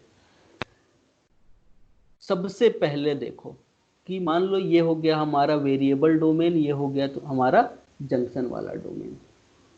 तो जब भी वेरिएबल और जंक्शन डोमेन के बीच में हमको रिकॉम्बिनेशन कराना है, सबसे पहले डीएनए के ऊपर जाके बाइंड हो जाएगा रेग 1 रेग 2। अकेले जाके बाइंड होगा क्या, नहीं, हाई मोबिलिटी ग्रुप के प्रोटीन्स आके इसका हेल्प करेंगे। तो सबसे पहले तुम्हारे हाई मोबिलिटी ग्रुप के प्रोटीन्स और रेग 1 और रेग 2 ने जाके बाइंड किया आरएसएस सीक्वेंस के साथ, और जैसे ही आरएसएस सीक्वेंस के ऊपर इसकी बाइंडिंग हुई, डीएनए क्या हो गया, बैंड हो गया। और डीएनए बैंड होने के बाद जो सेकेंड वाला आरएसएस सीक्वेंस है वो फर्स्ट आरएसएस सीक्वेंस के पास पहुंच जाता है। ठीक है, अब इन दोनों के बीच में सिनेप्स का फॉर्मेशन हो जाता है, दोनों के दोनों एक दूसरे के साथ प्रोटीन के द्वारा जुड़ जाते हैं। अब सेकेंड काम क्या होता है, जैसे ही ये लोग जुड़ते हैं रैग 1 रैग 2 अपना फंक्शन स्टार्ट करता है। रैग 1 और रैग 2 का फंक्शन क्या होता है, तो इसको समझने के लिए ये समझो कि फॉर एग्जांपल मान लो ये था वेरिएबल रीजन। तो अब डीएनए में तुमको पता है डीएनए में एक 5 प्राइम होता है, एक 3 प्राइम डायरेक्शन होता है, उसका जस्ट कॉम्प्लीमेंट्री स्ट्रैंड होता है, वो 3 प्राइम टू 5 प्राइम ओरिएंटेशन में होता है। दूसरी बात हम क्या कह रहे हैं, दूसरी बात ये कह रहे हैं हम कि इसके जस्ट बाद फॉर एग्जांपल मान लो नोनामर सीक्वेंस था। नोनामर सीक्वेंस कितने बेस पेयर का बना हुआ होता है, 9 बेस पेयर का बना हुआ होता है। अब जैसे ही रैग 1 और रैग 2 बाइंड करते हैं, वो क्या करते हैं, अच्छा उसके बाद नेक्स्ट क्या होता है, नेक्स्ट होता है तुम्हारा स्पेसर सीक्वेंस, और स्पेसर सीक्वेंस के बाद हेप्टामर सीक्वेंस देखने को मिल सकता है। ये हो सकता है, इसके अलावा ये हो सकता है कि जो जंक्शन है उसके पहले भी तुम्हारा क्या देखने को मिले, नोनामर, स्पेसर सीक्वेंस और हेप्टामर सीक्वेंस देखने को मिले। तो जो रैग 1 और रैग 2 होते हैं, रैग 1 और रैग 2 का काम ये होता है कि जहां पे भी ये हेप्टामर सीक्वेंस को देखे वहां पे सिंगल स्ट्रैंडेड कट को इंड्यूस कर दे। अब सिंगल स्ट्रैंडेड कट कैसे लगता है वो समझो। फॉर एग्जांपल समझ लो ये हो गया वेरिएबल वाला सीक्वेंस, ये 5 प्राइम 3 प्राइम ओरिएंटेशन, और इसके बाद तुम्हारा प्रेजेंट है यहाँ पे, इसके जस्ट बाद प्रेजेंट है तुम्हारा हेप्टामर सीक्वेंस, 7 बेस पेयर वाला सीक्वेंस। तो यहाँ पे जो 7 बेस पेयर वाला सीक्वेंस होता है, इसके 5 प्राइम पे ये कट लगा देता है। तो जैसे ही इसका 5 प्राइम पे कट लगेगा, ये जो वेरिएबल वाला डोमेन है, इसका जो 3 प्राइम का हाइड्रोक्सिल ग्रुप है वो क्या हो जाएगा, फ्री हो जाएगा। सेम यहाँ पे देखने को मिल रहा है कि ये मान लो कि ये हो गया तुम्हारा RSS1, और RSS1 में जो हेप्टामर सीक्वेंस था, उस हेप्टामर सीक्वेंस पे जो तुम्हारा रैग 1 और रैग 2 का कॉम्प्लेक्स था, उसने सिंगल स्ट्रैंडेड कट इंड्यूस कराया। जैसे ही सिंगल स्ट्रैंडेड कट इंड्यूस होगा, यहाँ पे जो तुम्हारा वेरिएबल डोमेन का 3 प्राइम हाइड्रोक्सी ग्रुप है वो क्या हो जाएगा, फ्री हो जाएगा। और ये जो 3 प्राइम हाइड्रोक्सी ग्रुप है वो अटैक कर देगा 7 बेस पेयर का जो सीक्वेंस है उसके ऊपर अटैक करने के बाद ये वेरिएबल, जो तुम्हारा वेरिएबल वाला डोमेन है उसी के साथ जुड़ के hairpin loop like structure बना लेगा। तो हुआ क्या, तो यहाँ पे समझ सकते हैं। फॉर एग्जांपल समझो ये है तुम्हारा 7 बेस पेयर वाला कंजर्व सीक्वेंस। रैग 1 और रैग 2 जैसे ही बाइंड हुआ, उसने यहाँ पे कट लगाया। जैसे ही कट लगा, यहाँ पे 3 प्राइम जो हाइड्रोक्सी खाली था, उसने क्या किया, वेरिएबल सीक्वेंस के ऊपर ही अटैक कर दिया, और अटैक करने के कारण यहाँ पे क्या बन गया, hairpin loop like structure बन गया। जो ये hairpin loop like structure बना है, अब इस यहाँ सेम काम क्या होता है, सेम काम जो RSS2 है उसके पास भी देखने को मिलता है। यहाँ पे भी देखो, ये जंक्शन से पहले क्या देखने को मिल रहा है हमको, हेप्टामर सीक्वेंस देखने को मिल। तो सबसे पहले यहाँ पे भी क्या हुआ होगा, 5 प्राइम पे कट लगा होगा, कट लगने के कारण 3 प्राइम हाइड्रोक्सी खाली हुआ होगा, और 3 प्राइम हाइड्रोक्सी जंक्शन के 5 प्राइम के ऊपर अटैक कर देता है, और यहाँ पे भी हेयर पिन लूप का फॉर्मेशन हो जाता है। यहाँ पे समझ में आएगा अच्छे से। फॉर एग्जाम्पल समझो कि ये है तुम्हारा 7 बेस पेयर वाला सीक्वेंस, जिसको हम बोल रहे हैं हेप्टामर सीक्वेंस। जैसे ही रैग 1 रैग 2 बाइंड किए, यहाँ पे जो 7 बेस पेयर का 5 प्राइम वाला साइट था, यहाँ पे कट लगा। जैसे ही यहाँ पे कट लगेगा, इस जो तुम्हारा वेरिएबल डोमेन है उसका 3 प्राइम का हाइड्रोक्सी खाली हो जाएगा, और ये जो 3 प्राइम का हाइड्रोक्सी है वो वेरिएबल के 5 प्राइम के फॉस्फेट के ऊपर अटैक कर देगा, और अटैक करने की वजह से यहाँ पे क्या बन गया, एक हेयर पिन लूप स्ट्रक्चर बन गया। और यहाँ पे क्या देखने को मिल रहा है, जो तुम्हारा RSS था वो कट के यहाँ से क्या हो चुका है, निकल चुका। तो ये वाला इंड क्या कहलाया, ये इंड कहलाया कोडिंग इंड, क्योंकि अल्टीमेटली इससे क्या बनना है, प्रोटीन बनना है, प्रोटीन को कोड करना है, तो ये कोडिंग इंड हो गया। और ये वाला सिग्नल वाला सीक्वेंस था, तो इसको कह दिया हमने सिग्नल इंड। अब हुआ क्या, तो थर्ड स्टेप समझ में आ गया। थर्ड स्टेप में क्या हुआ यहाँ पे, थर्ड स्टेप में हमने सबसे पहले सेकेंड स्टेप में हुआ क्या कि जो RSS1 है उसने हेप्टामर सीक्वेंस के 5 प्राइम पे कट लगाया। जैसे ही 5 प्राइम पे कट लगा, जो तुम्हारा वेरिएबल डोमेन है उसका हाइड्रोक्सी ग्रुप खाली हो गया, और ये हाइड्रोक्सी ग्रुप जो है वो जाके अपने ही वेरिएबल डोमेन के फॉस्फेट ग्रुप के ऊपर अटैक कर देता है, और फॉस्फेट ग्रुप के ऊपर अटैक करने के कारण एक हेयर पिन लूप स्ट्रक्चर बनता है कोडिंग एंड पे। तो हेयर पिन लूप किधर बन रहा है, कोडिंग एंड पे बन रहा है, और एक ब्लंड कट लग जाता है किसके ऊपर, सिग्नल एंड के ऊपर। अब ये चीज हो गया। उसके बाद क्या होता है, फोर्थ स्टेप देखो। फोर्थ स्टेप में हम क्या कराते हैं, तो फोर्थ स्टेप में जो भी सिग्नल एंड था इनको लाइगेट करा देते हैं, और लाइगेट करके हम यहाँ पे एक सर्कुलर डीएनए का फॉर्मेशन करते हैं, और ये सर्कुलर डीएनए यहाँ से अल्टीमेटली क्या कर दिया जाता है, रिमूव कर दिया जाता है। इस तरीके से देखो, तो यहाँ पे ये जो था वेरिएबल सीक्वेंस, ये वेरिएबल सीक्वेंस के बाद जो तुम्हारे आरएसएस थे वो आरएसएस एक दूसरे के साथ जुड़ के सर्कुलराइज्ड हो जाते। देखो ये कट लगा है, तो ये फॉस्फेट जो है वो जाके इस हाइड्रोक्सी के साथ जुड़ जाता है, ये फॉस्फेट जाके इस हाइड्रोक्सी के साथ जुड़ जाता है, एक सर्कुलर डीएनए का फॉर्मेशन हो जाता है तुम्हारे सिग्नल एंड पे। अब जैसे ही सिग्नल एंड पे ये बना, तो अब जो वेरिएबल और ज्वाइनिंग डोमेन है दोनों के पास क्या बच गया है, hairpin loop like structure बच गया है। अब जो hairpin loop like structure है उसका क्या होना, तो ये 4 स्टेप अभी तक समझ में आ गया होगा। अगर नहीं आया है तो कंक्लूड करता हूं मैं उसको, समझो। फॉर एग्जाम्पल वायर, तो तुम्हारा वेरिएबल सीक्वेंस है, उसके बाद तुम्हारा 7 बेस पेयर वाला हेप्टामर है, और जो तुम्हारा जंक्शन सीक्वेंस है उससे पहले 7 बेस पेयर वाला हेप्टामर सीक्वेंस है। दोनों के ऊपर बाइंड हुए हमारे रैग 1 और रैग 2। रैग 1 और रैग 2 ने क्या किया, हेप्टामर के 5 प्राइम इंड पे कट लगाया। जैसे ही हेप्टामर के 5 प्राइम पे इंड पे कट लगा, अब वेरिएबल का 3 प्राइम का हाइड्रोक्सी खाली हो गया। उस वेरिएबल के 3 प्राइम के हाइड्रोक्सी ने अपने ही जो पार्टनर स्ट्रैंड है उसके ऊपर अटैक किया, और हेयर पिन लूप स्ट्रक्चर बन गया। सेम जंक्शन में भी हुआ है, वहां पे जंक्शन में भी जो 3 प्राइम हाइड्रोक्सी बना होगा वो अपने खुद के स्ट्रैंड के ऊपर अटैक करके hairpin loop like structure बना देता है। अब आता है नेक्स्ट स्टेप। अब नेक्स्ट स्टेप में जो hairpin loop like structure बना हुआ है उसके ऊपर काम कर सकता है एक प्रोटीन जिसका नाम है आर्टेमिस। अब आर्टेमिस इसके ऊपर कट लगा सकता है। अब ये कट रेंडमली लगता है, कट यहाँ पे भी लग सकता है, कट यहाँ पे भी लग सकता है, और कट बीच में भी लग सकता है। अब जब कट बीच में लगेगा तो क्या बनेगा, एक ब्लंट एंड वाला डीएनए बनेगा। अगर कट इस पोजीशन पे लगेगा तो 5 प्राइम रीजन जो है वो ओवरहैंग हो जाएगा।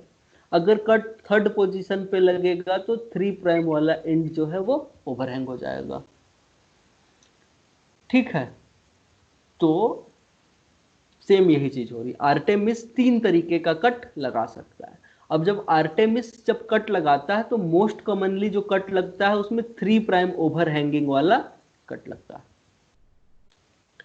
अब जैसे ही कट लगता है वैसे ही देखो क्या हो गया, हेयर पिन का क्लीवेज हुआ आर्टेमिस के द्वारा, ये बन गए हमारे ओवरहैंगिंग डीएनए। अब इसमें क्या किया जाएगा, ओवरहैंगिंग डीएनए है मतलब गैप है, और गैप को क्या किया जाएगा, कुछ डीएनए रिपेयर एंजाइम के द्वारा उस गैप के सामने न्यूक्लियोटाइड्स को ऐड कर दिया जाएगा। तो देखो यहाँ पे जब कट लगा था तो उसके जस्ट कॉम्प्लीमेंट्री सीक्वेंस को क्या कर दिया गया, ऐड कर दिया गया, और इसके बाद ये जो सीक्वेंस बना इसको लाइगेट कर दिया गया बाय डीएनए लाइगेज 4 एंड एक्सआरसीसी। जैसे ही ये लाइगेट हुआ तो यहाँ पे जो रिपीट पहले हुआ करता था, पहले तो ओनली क्या था, होना ये चाहिए था कि जैसे ही कट लगता है तो टीसी जाके टीए से जुड़ जाता, भी जो है जब जे से जुड़ता तो होता ये कि टीसी डायरेक्टली टीए से जाके जुड़ जाता, और एजी जो है वो एटी से जुड़ जाता। लेकिन जब हेयर पिन लूप का फॉर्मेशन हुआ और आर्टेमिस ने इसको कट किया तो बना यहाँ पे ओवरहैंग सीक्वेंस, और इस ओवरहैंग सीक्वेंस को डीएनए रिपेयर मशीनरी ने फिल किया, और फिल करने के बाद यहाँ पे क्या देखने को, यहाँ पे इसको लाइगेज के द्वारा सील कर दिया गया। अब याद रखना, जब भी डीएनए में ब्लंट एंड होता है और नॉन होमोलोगस इंड ज्वाइनिंग का मशीनरी काम कर रहा होता है, तो वहां पे डीएनए लाइगेज 4 एक्सआरसीसी के साथ मिलके डीएनए को लाइगेट करता है। अब यहाँ पे देखोगे तो क्या हो गया, कुछ एक्स्ट्रा न्यूक्लियोटाइड्स को इनकॉर्पोरेट कर दिया गया है, और ये एक्स्ट्रा न्यूक्लियोटाइड क्या कहलाते हैं, पी न्यूक्लियोटाइड कहलाते हैं, क्योंकि ये जो रिपीट है वो पैलेंड्रोमिक रिपीट है, इसीलिए इसको कह दिए हम लोग पी न्यूक्लियोटाइड। अब जैसे ही पी न्यूक्लियोटाइड मिला, पी न्यूक्लियोटाइड का एडिशन हो गया। पी न्यूक्लियोटाइड के एडिशन के बाद देखो, अब होना ये चाहिए था कि अगर कोई न्यूक्लियोटाइड का इंसर्शन नहीं होता तो नए अमीनो एसिड नहीं जुड़ते। अब कुछ नए अमीनो एसिड भी क्या हो सकते हैं, यहाँ पे इंसर्ट हो सकते हैं, लेकिन पाथवे इसके आगे भी चल सकता है। इसके आगे क्या हो सकता है कि ये जो पी न्यूक्लियोटाइड है उसको भी कट किया जा सकता है, और कट करने के बाद फिर से क्या बनेगा, यहाँ पे स्टैगर्ड कट लगेगा, और स्टैगर्ड कट जैसे ही लगेगा इसके ऊपर एक्सोन्यूक्लियस काम कर सकते हैं, और ये एक्सोन्यूक्लियस जैसे ही काम करेंगे कुछ न्यूक्लियोटाइड को रिमूव किया जा सकता है। जैसे ही कुछ न्यूक्लियोटाइड क्या होंगे, रिमूव हो जाएंगे, तो उसके बाद टीडीटी एक्टिवेट हो जाएगा, और ये टीडीटी टेम्पलेट इंडिपेंडेंट मैनर में कुछ किसी भी तरीके के न्यूक्लियोटाइड्स को ऐड करना स्टार्ट कर देगा, और ये जो न्यूक्लियोटाइड ऐड किए जाते हैं इन्हें कहा जाता है एन न्यूक्लियोटाइड का एडिशन, और अल्टीमेटली फिर से डीएनए लाइगेज 4 और एक्सआरसीसी के द्वारा इसको सील कर दिया जाता है। तो टोटल 10 स्टेप में VDJ रिकॉम्बिनेशन चलता है। पहला स्टेप में रैग 1 और rag 2 high mobility group of protein के साथ बाइंड करते हैं। बाइंड करने के बाद जो तुम्हारा हेप्टामर सीक्वेंस है उसके 5 प्राइम पे कट लगता है, 3 प्राइम एंड खाली हो जाता है, 3 प्राइम अपने ही पार्टनर स्ट्रैंड के ऊपर अटैक कर देता है, हेयर पिन लूप का फॉर्मेशन होता है, आर्टेमिस उस हेयर पिन लूप को काटता है, डीएनए रिपेयर की मशीनरी उसमें कुछ न्यूक्लियोटाइड्स को ऐड करती है, डीएनए लाइगेज और एक्सआरसीसी उस गैप को आके फिल कर देता है। ये जो नए न्यूक्लियोटाइड इंसर्ट हुए इन्हें कहा जाता है पी न्यूक्लियोटाइड, लेकिन हैवी चेन्स में इससे भी आगे चीजें चल सकती है। ये जो पी न्यूक्लियोटाइड का इंसर्शन हुआ है वहां पे कुछ एक्सोन्यूक्लियस काम कर सकते हैं, कुछ न्यूक्लियोटाइड को रिमूव किया जा सकता है, टीडीटी आके काम कर सकता है, या फिर डीएनए पॉलीमरेज म्यू भी आके काम कर सकता है। ये लोग कुछ न्यूक्लियोटाइड्स को इंसर्ट कर सकते हैं, इसे कहा जाता है एन न्यूक्लियोटाइड, और लास्ट में डीएनए लाइगेज 4 और एक्सआरसीसी के द्वारा इसको सील कर दिया जाता है। अब जैसे ही ये चीज हुई तो होता क्या, एंटीबॉडी की डाइवर्सिटी अभी तक हम लोग देख चुके थे कॉम्बिनेशन के द्वारा। कॉम्बिनेशन के द्वारा जब हम लोग देखे थे तो 10 to the power 7 3 into 10 to the power 7 तरीके की डाइवर्सिटी तो ओनली कॉम्बिनेशन के द्वारा आ गई थी। इसके अलावा यहाँ पे हमने क्या किया, यहाँ पे कॉम्बिनेशन के साथ ही साथ पी न्यूक्लियोटाइड का एडिशन हुआ। अच्छा शुरू से समझो पहले क्या होता। अब देखो हैवी चेन की बात करो चाहे लाइट चेन की बात करो, हैवी चेन में बहुत सारे वेरिएबल डाइवर्सिटी और जंक्शन रीजन हो सकते हैं, लाइट चेन में भी बहुत सारे वेरिएबल और जंक्शन रीजन हो सकते हैं। अब इनमें कोई भी वेरिएबल किसी भी डाइवर्सिटी या फिर किसी भी जंक्शन के साथ जाके जुड़ सकता है, तो जो कॉम्बिनेशन बनेगा अलग अलग तरीके का इसे कहा जाएगा कॉम्बिनेशनल डाइवर्सिटी। तो पहला तो कॉम्बिनेशनल डाइवर्सिटी निकल के आया था। अब दूसरी बात क्या है कि जो हैवी चेन और लाइट चेन अलग अलग बने हैं, वो हैवी और लाइट चेन एक दूसरे के साथ अलग अलग कॉम्बिनेशन में जुड़ के बहुत सारे अलग अलग तरीके के एंटीबॉडीज का प्रोडक्शन कर सकता है, और ज्यादा डाइवर्सिटी बढ़ी। उसके बाद हमने क्या किया कि जब हम लोग रिकॉम्बिनेशन करवा रहे थे उस दौरान कुछ नए न्यूक्लियोटाइड को इंसर्ट किया गया। अब ये जो नए न्यूक्लियोटाइड है वो हैवी चेन में भी इंसर्ट होते हैं और लाइट चेन में भी इंसर्ट होते हैं, और नए न्यूक्लियोटाइड का मतलब है नए एमिनो एसिड। और इसकी वजह से भी क्या होगा, कुछ नए एमिनो एसिड प्रोटीन्स में देखने को मिलेंगे और कुछ अलग तरीके के एंटीबॉडीज बनेंगे। उसके बाद क्या हो सकता है, हमने देखा कि एक्सोन्यूक्लियस के द्वारा जो पी न्यूक्लियोटाइड है उसमें से कुछ न्यूक्लियोटाइड को ट्रिम किया जा सकता है, निकाला जा सकता है। तो कुछ न्यूक्लियोटाइड निकलेंगे तो कुछ एमिनो एसिड का सीक्वेंस भी डिलीट होगा, उसकी वजह से अलग तरीके के एंटीबॉडीज बन सकते हैं। उसके बाद हमने क्या देखा कि एन न्यूक्लियोटाइड को ऐड किया जा सकता है टर्मिनल डीऑक्सी ट्रांसफरेज के द्वारा या फिर डीएनए पॉलीमरेज म्यू के द्वारा। अब एन न्यूक्लियोटाइड भी इंसर्ट होगा तो इसके कारण भी क्या हो सकता है, और भी अलग अलग तरीके के एंटीबॉडीज का फॉर्मेशन हो सकता है। अब लिमिटेड नंबर के जीन होते हुए भी हम क्या कर पा रहे हैं, बहुत सारे अलग अलग तरीके के एंटीबॉडीज का फॉर्मेशन कर पा रहे हैं। लेकिन अगर रिकॉम्बिनेशन के रेगुलेशन की बात करो कि इसको रेगुलेट कैसे किया जाता है, तो रिकॉम्बिनेशन का रेगुलेशन तभी रिकॉम्बिनेशन का रेगुलेशन में सबसे पहला स्टेप तो यही है कि आरएजी आरएसएस के ऊपर तभी ना बाइंड करेंगे जब उनको क्रोमेटीन के ऊपर एक्सेसिबल किया जाएगा। तो जब तक क्रोमेटीन के द्वारा आरएसएस छिपे हुए हैं तब तक इसके ऊपर आरएजी आके बाइंड नहीं कर सकता है। जब भी रिकॉम्बिनेशन कराना होगा हमको क्रोमेटीन को रीमॉडल करना होगा ताकि आरएसएस सीक्वेंस एक्सेसिबल हो सके और रिकॉम्बिनेशन स्टार्ट हो सके। ये तो पहला तरीका हो गया। दूसरा तरीका क्या हो गया कि यहाँ पे एपिजेनेटिक मॉडिफिकेशन हो सकता है। अलग अलग तरीके के हिस्टोन के ऊपर मॉडिफिकेशन हो सकते हैं, उसके हिसाब से हो सकता है कि रिकॉम्बिनेशन के लिए वो रीजन एक्टिव हो या फिर इनएक्टिव हो। तो ये दो तरीके से हम लोग रिकॉम्बिनेशन को रेगुलेट कर सकते हैं। अब ये तो हुई तुम्हारे VDJ रिकॉम्बिनेशन की बात। अब VDJ रिकॉम्बिनेशन के बाद देखो तो अब हमको क्या करना है, बी सेल में जो हैवी और लाइट चेन बना हुआ है उसको प्रोड्यूस करवाना है। तो उससे पहले समझो कि चाहे माउस की बात करो चाहे ह्यूमंस की बात करो, वो होते हैं डिप्लॉयड। और डिप्लॉयड होने का मतलब है चाहे लाइट चेन हो चाहे हैवी चेन हो, उसकी हमारे पास कितनी कॉपीज प्रेजेंट होनी चाहिए, 2 कॉपीज प्रेजेंट होनी चाहिए।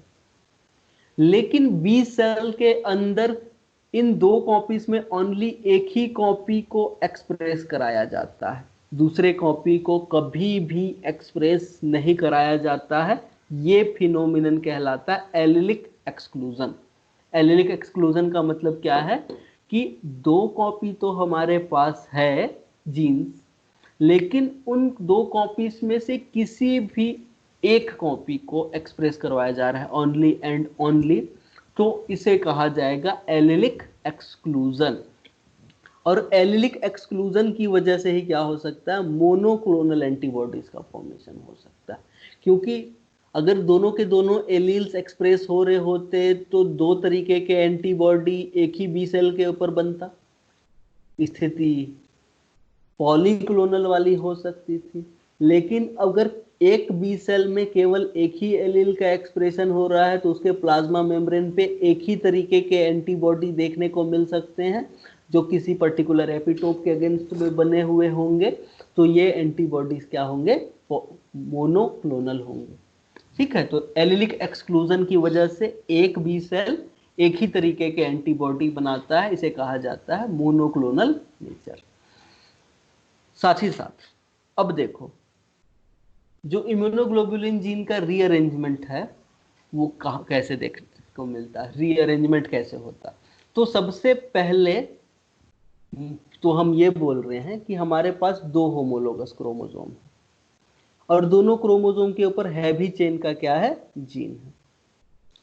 तो हम अगर हमको एक्सप्रेशन कराना है तो इन 2 हैवी चेन्स में केवल और केवल एक ही हैवी चेन के जीन को क्या किया जाएगा, एक्सप्रेस कराया जाएगा, दूसरे वाले को कभी भी एक्सप्रेस नहीं कराया जाएगा। अब अगर एक बार हैवी चेन का प्रोडक्शन कंप्लीट कर दिया गया है, पहले हैवी चेन का एक्सप्रेशन, मतलब हैवी चेन में जो तुम्हारा रिकॉम्बिनेशन है वो कंप्लीट होके हैवी चेन का एक्सप्रेशन कर दिया जाता है। और जब हैवी चेन का एक्सप्रेशन हो जाता है, लेकिन अभी तक बी जो तुम्हारा लाइट चेन है उसमें रीअरेंजमेंट स्टार्ट नहीं हुआ है, तब तक हम क्या करते हैं, हैवी चेन के ऊपर कुछ लाइट चेन्स को एक्सप्रेस कराते हैं जिन्हें कहा जाता है सरोगेट लाइट चेन्स। और जैसे ही प्लाज्मा मेम्ब्रेन के ऊपर हैवी चेन्स के साथ सरोगेट लाइट चेन देखने को मिलता है, ये सिग्नल है कि हैवी चेन का रीअरेंजमेंट कंप्लीट हो चुका है, अब लाइट चेन का रीअरेंजमेंट स्टार्ट कर देना चाहिए। लेकिन लाइट चेन का रीअरेंजमेंट स्टार्ट करने से पहले बी सेल्स जो है बहुत बार डेवलप कर जाते हैं। मतलब हुआ ये कि यहाँ पे देखो, ये है B cell, progenitor B cell. अभी इसके ऊपर किसी भी तरीके के एंटीबॉडीज देखने को नहीं मिल रहे हैं। अब हुआ ये कि जो तुम्हारा डाइवर्सिटी वाला रीजन है उसने जंक्शन वाले रीजन के साथ रिकॉम्बिनेशन किया। उसके बाद जो तुम्हारा वेरिएबल वाला रीजन है वो डाइवर्सिटी और जंक्शन वाले के साथ जाके जुड़ गया। अब हम लोग को पता है कि हमारे हैवी चेन के पास दो एलील्स हैं, तो कुछ सेल्स में पहले एलील को एक्सप्रेस किया जाएगा और कुछ सेल्स में दूसरे एलील को एक्सप्रेस किया जाएगा, और कुछ सेल्स में VDJ रिकॉम्बिनेशन के बाद नॉन प्रोडक्टिव प्रोटीन का फॉर्मेशन होगा, और ऐसे सेल्स जिसमें नॉन प्रोडक्टिव प्रोटीन्स बनेंगे उन्हें क्या कर दिया जाएगा, मार दिया जाएगा। अब चाहे फर्स्ट एलील का एक्सप्रेशन हो रहा हो चाहे सेकेंड एलील का एक्सप्रेशन हो रहा हो, हैवी चेन का रीअरेंजमेंट कंप्लीट किया जा चुका है, लेकिन लाइट चेन का रीअरेंजमेंट नहीं हुआ है, तो सरोगेट चेन को क्या किया जाएगा, हैवी चेन के साथ जोड़ दिया जाएगा। प्री BCR में यह देखने को मिलता है। अब जैसे ही इस प्लाज्मा मेम्ब्रेन के ऊपर हैवी चेन देखने को मिल रहा है और उसके साथ सरोगेट लाइट चेन को देखने को मिल रहा है, ये सेल्स बहुत बार डिवाइड कर जाएंगे और बहुत सारा पॉपुलेशन बनाएंगे। अब इन पॉपुलेशन में अलग अलग सेल में लाइट चेन का जो रिकॉम्बिनेशन होगा वो अलग अलग तरीके से होगा, और अलग अलग तरीके से होने के कारण क्या होगा, एक ही तरीके के हैवी चेन के साथ अलग अलग तरीके के लाइट चेन जुड़े हुए हो सकते हैं। ठीक है, ये चीज देखने को मिलती है। तो यहाँ पे हम लोग क्या कर रहे हैं, देखो जैसे ही एक बार प्लाज्मा मेम्ब्रेन के ऊपर हैवी चेन का क्या हो चुका है, एक्सप्रेशन कंप्लीट हो चुका, और लाइट चेन के जगह पे हमने सरोगेट लाइट चेन को जोड़ रखा हुआ है, ये सिग्नल है कि हैवी चेन का रीअरेंजमेंट हो चुका है। तो ये सेल बहुत बार डिवाइड कर जाएगा। बहुत बार डिवाइड करने के बाद अब लाइट चेन में रीअरेंजमेंट होगा। इसकी वजह से ये हो सकता है कि एक ही हैवी चेन के ऊपर अलग अलग तरीके के लाइट चेन्स देखने को मिल सकता है, और यही सेम स्ट्रेटजी देखने को मिलता है हमको टी सेल्स में, कि अगर अल्फा चेन का एक्सप्रेशन हो गया है तो बहुत बार डिवाइड कर लेगा, और उसके बाद बीटा चेन का तुम्हारा क्या होगा, रीअरेंजमेंट स्टार्ट किया जाएगा। अब होता यह है कि लाइट चेन में भी देखो, तो अब लाइट चेन में क्या होता है, लाइट चेन में भी देखो तो हमारे पास लाइट चेन के दो फॉर्म हैं, एक तो कापा और दूसरा लेम्डा। अब डिप्लॉयड है तो कापा के भी दो एलील्स होंगे और लेम्डा के भी दो एलील्स होंगे। तो हम क्या कर सकते हैं, किसी एक सेल में ये जो चार एलील्स हैं लाइट चेन के, उनमें से एक ही एलील को एक्सप्रेस करवाएंगे, तो लाइट चेन में भी एलिलिक एक्सक्लूजन देखने को हमको मिलेगा। ठीक, और किसी एक ही चेन को क्या किया जा सकेगा, हैवी चेन के साथ एक्सप्रेस किया जा सकेगा। इसे ही कहा जाता है एलिलिक एक्सक्लूजन, और बहुत सारे चीज देखने को मिल रहा है हमको यहाँ पे। देखो अब सोचने लायक बात है कि क्या हर बार रिकॉम्बिनेशन के बाद ऐसे एंटीबॉडीज बनेंगे जो फंक्शनल होंगे? नहीं।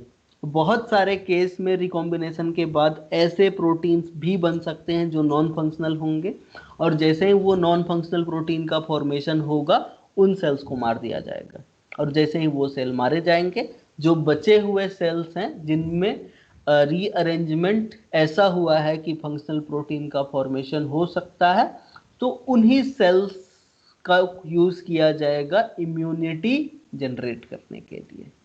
ठीक है, तो ये हुआ एलिलिक एक्सक्लूजन। एक और टर्म आता है जिसे कहा जाता है रिसेप्टर एडिटिंग।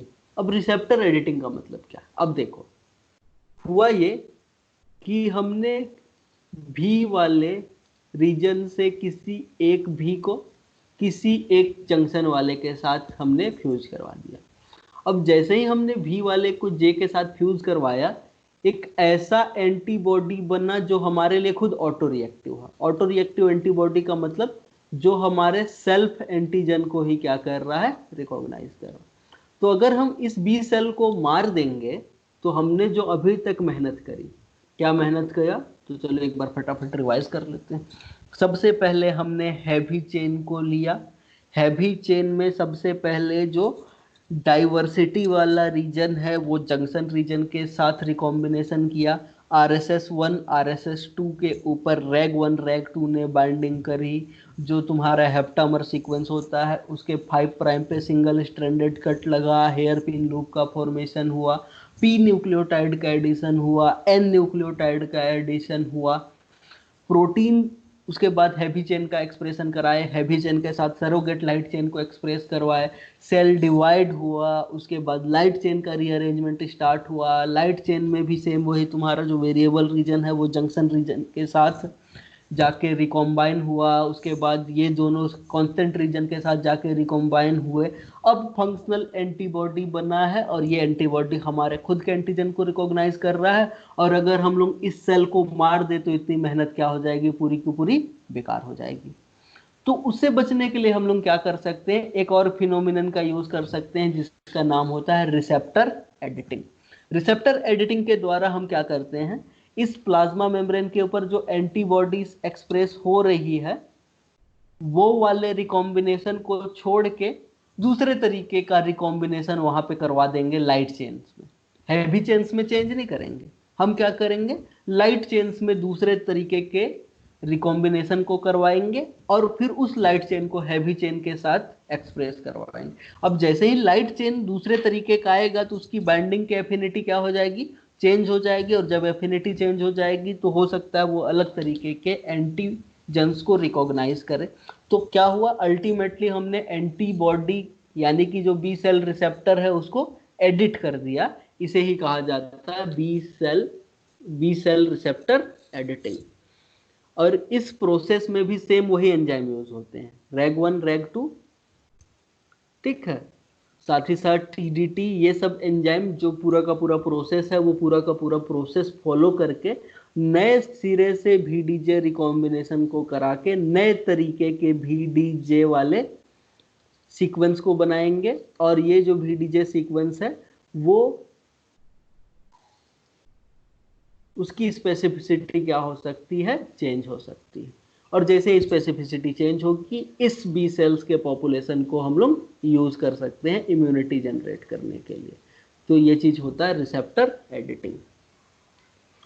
अब किसी जमाने में हम लोग पढ़ा था कि जो बी सेल्स होते हैं वो दो तरीके के एंटीबॉडीज बना सकते हैं, एक तो प्लाज्मा मेम्ब्रेन बाउंड और दूसरा सिक्रेटरी एंटीबॉडीज। और इसका रीजन भी हमने पढ़ा था। इसका रीजन क्या होता है? Alternate splicing. जैसे कि यहाँ पे देखो लीडर सीक्वेंस है, ये हम बात कर रहे हैं हैवी चेन की ना।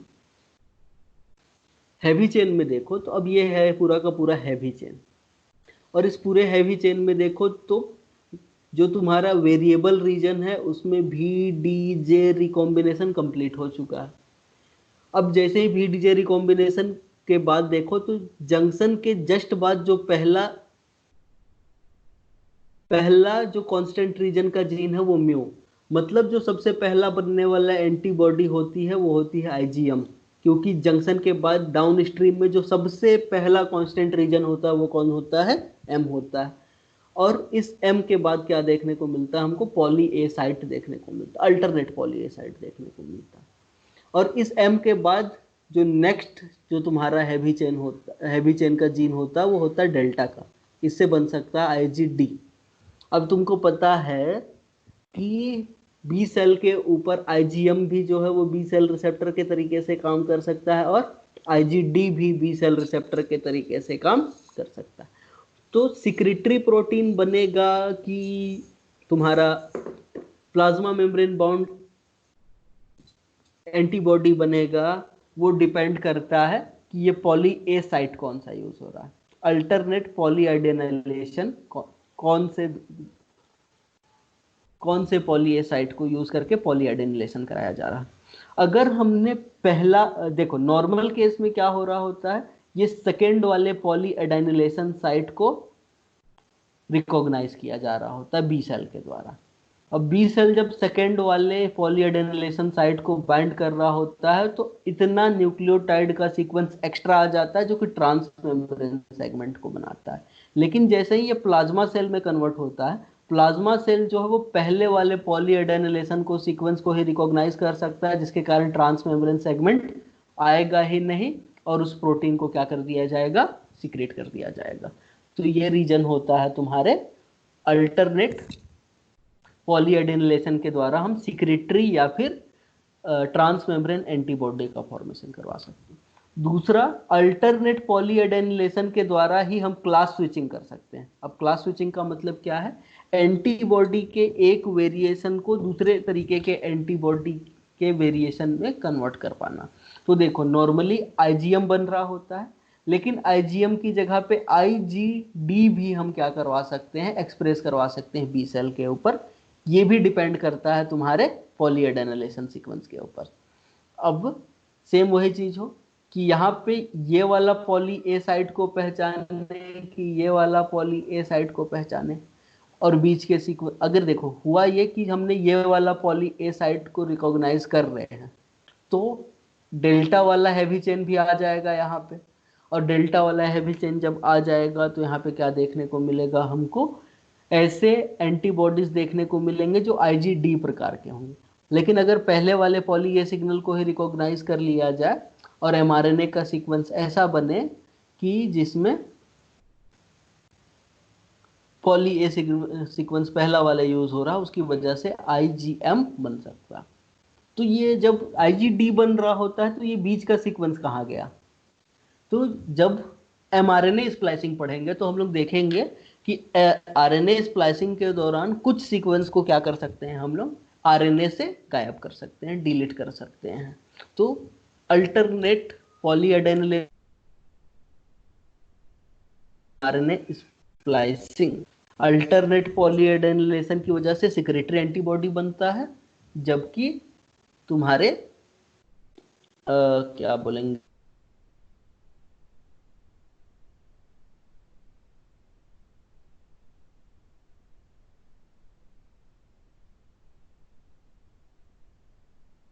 को कंटिन्यू करेंगे क्योंकि अभी आगे बहुत सारे चीजें बची। सर सब कोई भाग गए हैं। हाँ ठीक है, कोई दिक्कत नहीं। कल हम लोग इसी क्लास को कंटिन्यू करेंगे और इसी क्लास को कंटिन्यू करते हुए इसी चीज को रिवाइज कर लेंगे और रिवाइज